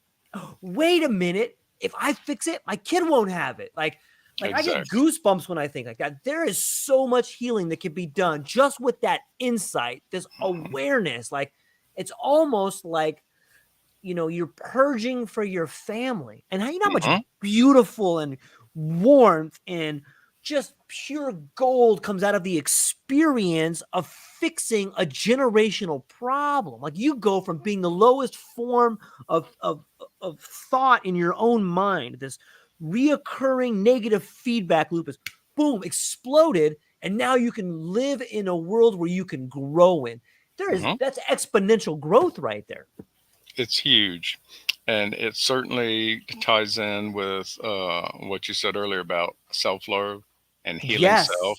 Yes. Yes. It's certainly a factor in having a healthier love of a damaged self, and realizing it's not just me. Yeah, that it is huge, as you say. Right? It's a game changer. This, Yeah. you know, John, let me ask you this one too. I know when COVID came, I had a young daughter, and she was young enough. I think she was in first grade, and everything was going online. And I remember sitting down. I'm very fortunate. My daughter goes to a really, really good school. Shout out to Midpack. I love you guys. You guys are a great school. And they did their best to bring the young kids into the classroom, even though the community was afraid. However, they did it as much as they could, but it still was maybe once a week or something like that. And I remember speaking with the teachers and thinking to myself, what about the felt presence of the other? What about the social cues? What about the side eye glance that we spoke about earlier? What about the raising in voices and lowering of tones? You know, what about all these things that you cannot get through this mode of communication? And Mm-hmm. I find it bewildering because I love the fact that I can speak to you, bridge this gap in geography, and have such a fulfilling conversation. Although I know if I was with you, sitting down next to you, the communication would be richer. So it's like this double-edged sword. Like I love the fact that this technology we have is providing and opening us up, or providing us a vessel to shoot across the sea of communication. But I feel like we're losing a little bit in translation. Maybe that's necessary, but what do you think is the trade-off there?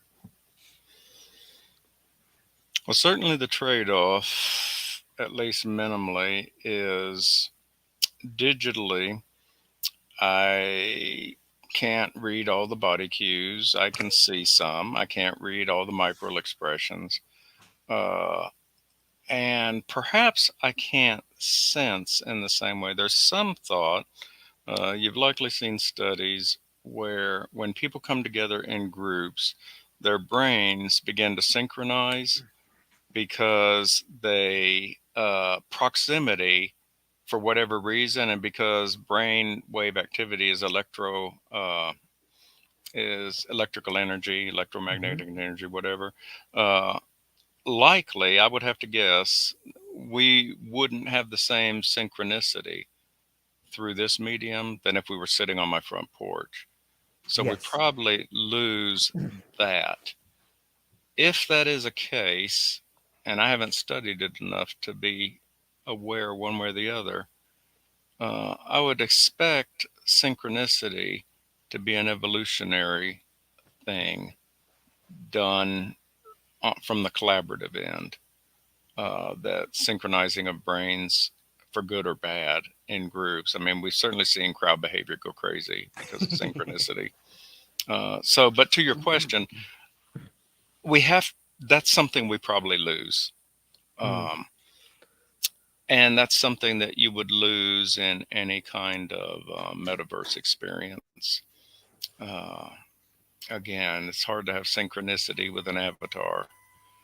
Uh, and if brain activity is electrical, I don't know how the electrical, now I'm just doing some blue sky thinking, um, is the electrical of an AI in my presence, where the humming of the machine is, can I synchronize with that electrical energy of that thinking, or is this so totally different that there's nothing going on? So you could make the same thing. Well, as long as I'm doing AI through the screen here, no, we're not going to be synchronicity.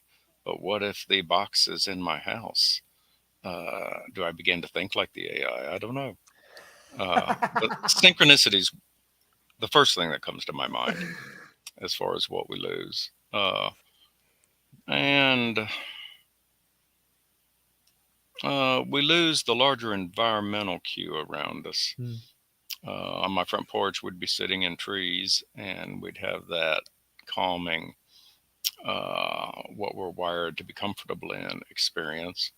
In Hawaii, I'd be close to the water, I assume, or unless you're living in the middle of an urban megalopolis there, No. we'd be getting our outside cues, and we're not getting that digitally here. And so again, we see it bandied about both ways that we have things going on underneath the surface between us and our environment, and Right. between us. Because think about it again, if you're around a pride of otters that are on the riverbank, okay, they have mammalian brains just like us. I would have to expect that there's a certain amount of synchronicity between mammalian brains at different levels. So, uh, by taking ourselves away from nature into totally man-made constructs of Mm-hmm. cities and that, we lose some of that. So, and whatever other things are going on at levels with plants and trees and animals, certainly we had more closely a closer relationship with other life forms than we do now, because Mm-hmm. we were one among many in the midst of them and had to be attuned, whether it was synchronicity or just environmental. Now we live in man-made constructs for the most part, with bits of nature here and there, which is why many of us like to go camping or get out and get a dab of that. And again, the point then stretches further into digital worlds at virtual reality. We've seen enough science fiction movies of overlays of digital all around us on buildings, augmented reality popping things at us as we need, um, a more totally man made world. And then virtual reality becomes, or a holodeck becomes, a totally man made world. And that's can be good or bad. Depends on the man making it and the technology behind it. So any piece of technology that we're using right now puts us at a different level, again, from what we're kind of wired to do. Yeah. Uh, but we're the great communicators, and that's our strong suit as a human primate species. And so, with that being kind of our major skill, we've augmented it with these things so that we have more reach, more people, more ability to communicate at the cognitive level, and to a certain degree at the feeling level, because if we weren't Yeah. doing emotions and feelings, we wouldn't be having toxic social media. So we certainly are communicating those things well, but there is likely many under the hood types of things that we're not fully aware of yet that we're losing by not being coterminous one with another. I don't know. That's an off the cuff speculation at the moment. It's a beautiful one. I love it. I've been really, for some reason, the idea of sense ratios has really been front and center of my mind. I recommend to everybody. There's a great book by Marshall McLuhan called The Gutenberg Galaxy, and he talks about the printing press and how it changed us. And I can't help but see the same similarities with the conversations that I'm having online. And first, the idea of the tactility or the tactile sense of not being next to you, not being able to reach out. Like not being able to slap your hand or slap you on the back, or Mm-hmm. to get that real sense right there. And it makes, when I think about it, like maybe that's what the hostility online is some sort of, you know, tapered emotion that I can't touch them. There's no tactility, so the hostility online is an acting out of frustration of not being there with someone, because you'll say mean things to people online the same way you'll Mm-hmm. have road rage because you're contained in a Mm-hmm. container where the person can't get to you. And it just makes me go down this rabbit hole and this understanding and this idea of, okay, that does appear to be a feature of this new modality of communication. And maybe we don't need it. If we look back to the way that we used to tell stories before we had books, and the people could it used to be that you had to read, comprehend, and be able to recite back the Quran in order to graduate from a certain sort of divinity school. And when people were storytellers, if we look back to like if you look back to the teachings of Plato, there's a story in Timaeus where they talk about Thoth coming up with the understanding of writing. And he's told that, look, writing is going to make mankind worse, not better. It's going to give people the illusion, the the idea that they understand things when they've never had the lived experience. And so if the best predictor of future behavior is past relevant behavior, why wouldn't that happen again, just in another helical model moving upwards? Maybe we're losing that tactility, and in doing so, we're changing the sense ratios again. I know that was kind of a lot out there, but I love it, man. I really, really enjoy talking about this, and I'm thankful that I can talk to you about it. So thank you. I think there's a lot to be said. I haven't had that discussion with those particular phrases in the past, but there's a lot of truth in that from my perspective. Uh, and again, those are cues that we're comfortable with because we Yeah, have 400,000 years of wiring. If I affirm of you, then yeah, I'm going to slap your back. yeah, And when I can't, or if I don't like something you say, you know, uh, and it makes sense that that would help engender uh, rage and aggression and frustration. So I'm going to think about that because I like this thought. I think there's a lot of truth in it. Uh, that and then you couple that with the anonymity of social yes, media yes, because of so many course. people we're so many often we're sheep, we're cowards, and we'll do anonymous things that we won't do when we have the whole tribe looking at us. Yeah. So that's another part. But I like this sense making and this whole tactile thing. So yeah, I thank you for that. I'm gonna think about that. Chuck, I really really enjoy the content you're putting out. I like the articles that come out. I love the way you do it. You provide people a little snapshot. The way I see it is like it's almost a brochure when I begin reading your stuff. You're like, today I'm going to show you this. Notice the highlights, and then I can go and visit everything, man. It's like camping for my mind in a way, man. And I really love it. The newsletter for people that are just now tuning in or you watch this before. I'm going to put the link to Chuck's LinkedIn and the newsletter. And man, this is really fun.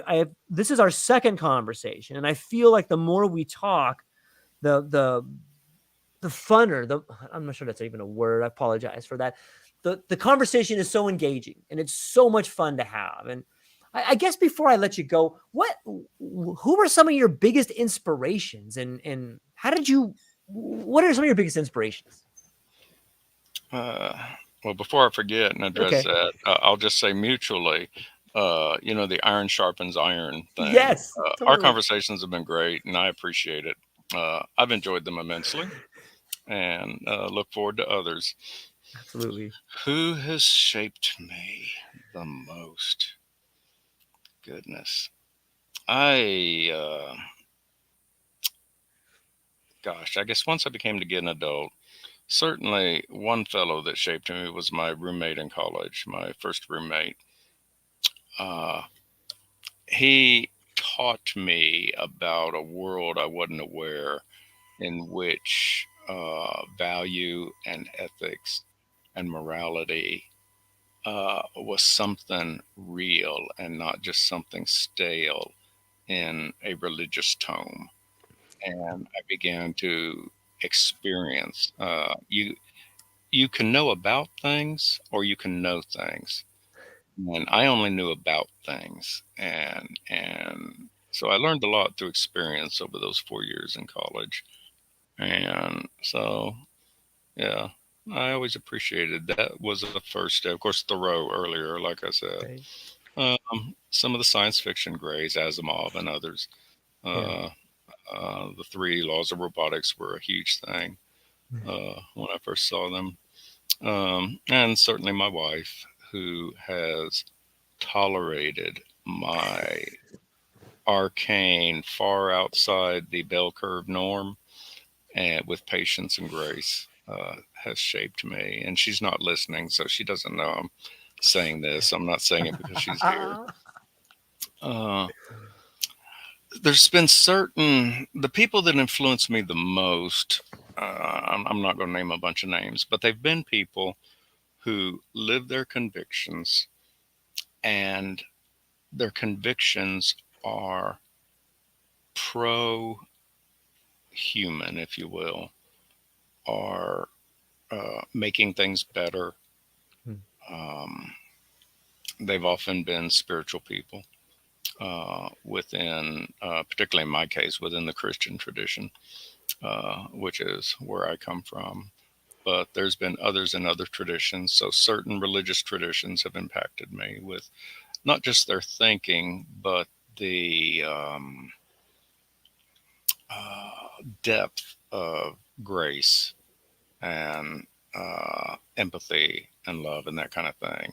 So the Mother Teresa's of the world, that kind of thing. So those kind of people have impacted me greatly. Of course, college, certain professors. You're a young person and you're looking for that elder to shape you uh, because you're wired that way. And there's certain college professors that helped me in my thinking. Uh, I'll toss out. Don't know if any of them will be listening or not, but certainly I will toss out to my Gray Swan Guild colleagues.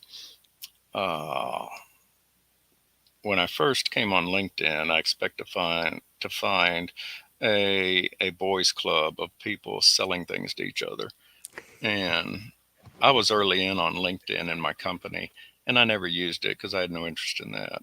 And I did learn on LinkedIn that if I curate connections carefully, uh, I can have some pristine minds to interact with. Uh, and then Grace One, what I like about them is I've been a member of other organizations that talk about things, and Grace One does something about it. As a rule, they're futurist, and they have a consulting arm. There's 8,000 Grace One folks now, and it started during the pandemic, so it's grown Wow. to 8,000 people in the last 3 years. And certainly their website is worth going to if you have an interest in the future, or if you have an interest in thinking about things and ways to improve things. So my Grace One Guild folks have been impactful of late. They're the most recent people that have been most impactful.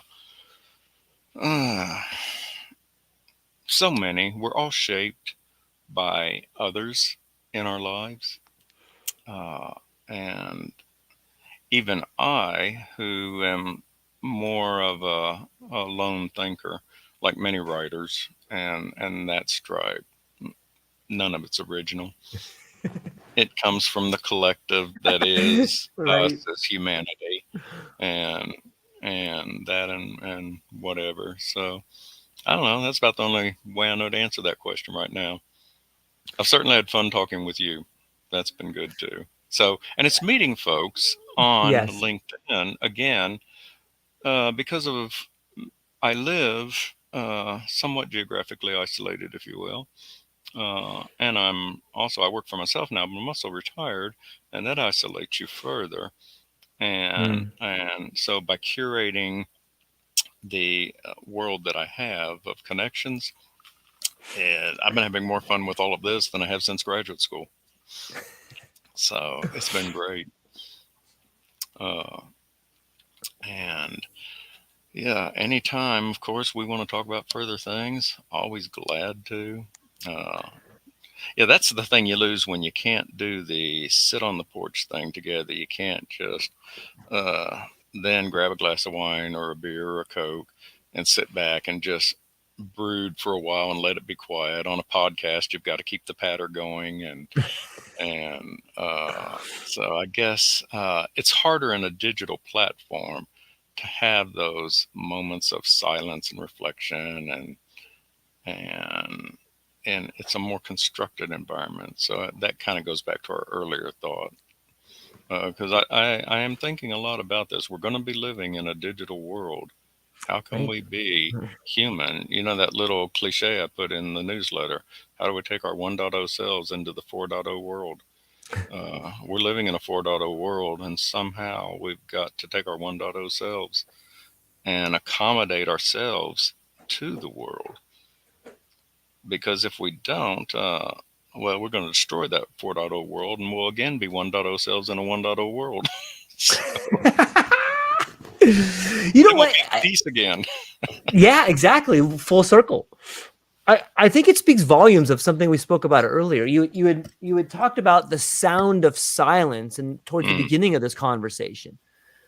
And I think that one thing I'm working on, and I think a lot of people can benefit, is how you use silence in your life, and to think about how you may use a silent pause in correspondence with someone who's next to you.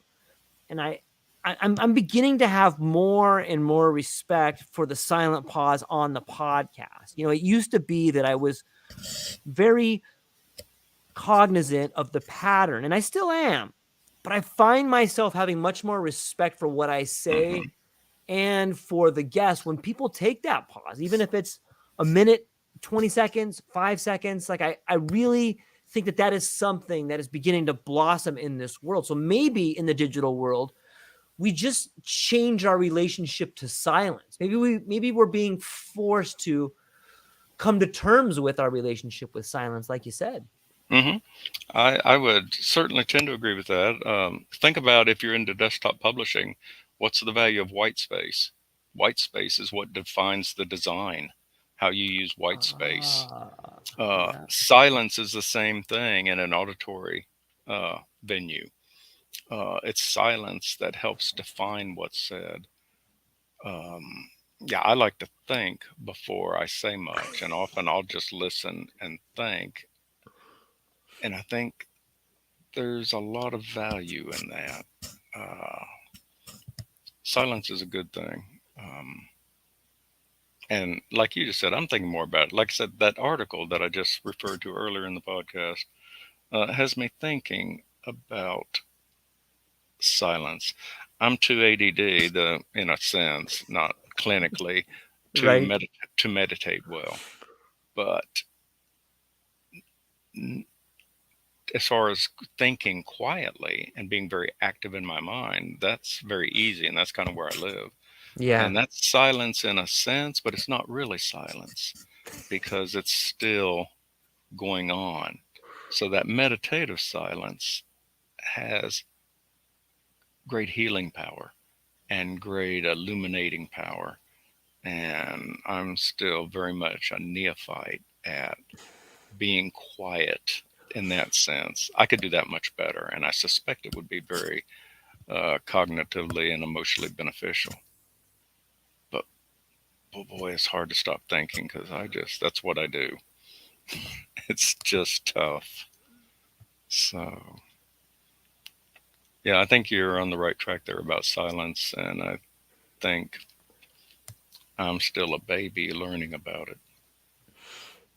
It's interesting. It speaks volumes. I feel similar in such a way because a lot of times people look at me like, "Oh, he's just a loner and he's real quiet over there." But that's in my mind I'm screaming. just a million miles an hour, but you would never Yeah. know. Yeah. Well, my wife has learned the hard way Yeah, that mine too. I didn't tell her something. I thought I did. And she'll go, "You thought you told me something again, didn't you?" Yeah.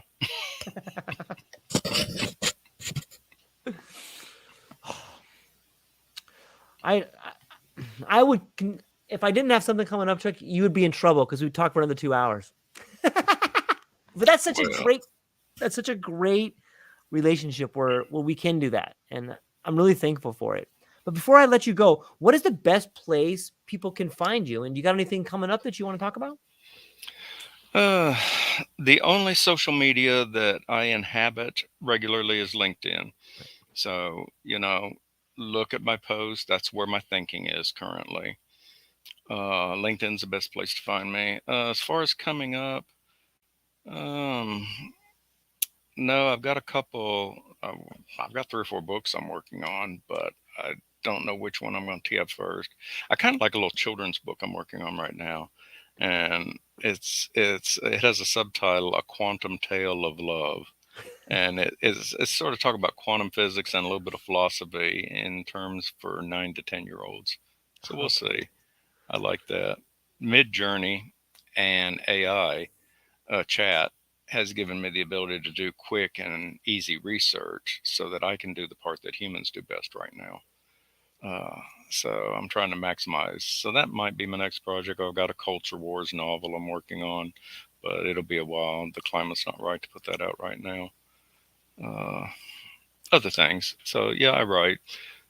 Any venues that I'm a part of right now are probably linked with Gray Swan. Uh, but no, right now I've been so busy on things, I've kind of got to get back to writing a little bit. You might see me on a lake somewhere kayaking. Uh, if I'm not thinking, I'm kayaking. So, no, but this has been very enjoyable. Uh, the first time was, and this has been equally so. Yeah, I love it. It's so much. It's so much fun. I I'm really thankful, ladies and gentlemen. Do yourself a huge favor. Subscribe to the newsletter. Check out Gray Swan Guild. Check out the book. This book right here. People can see it. Yeah, uncertainty. Uncertainty. It's a great book, and it'll really help you see the world. It'll take your hand and walk you down the path of uncertainty in a way that is comforting. So that's Well, what we got. Ladies and gentlemen, thank you so much for spending some time with us today. I hope you enjoyed it. Chuck, hang on one sec. I'm going to talk to you, but I'm going to hang up with our audience here. And so that's all we got for today. Ladies and gentlemen, thank you so much for today. Aloha.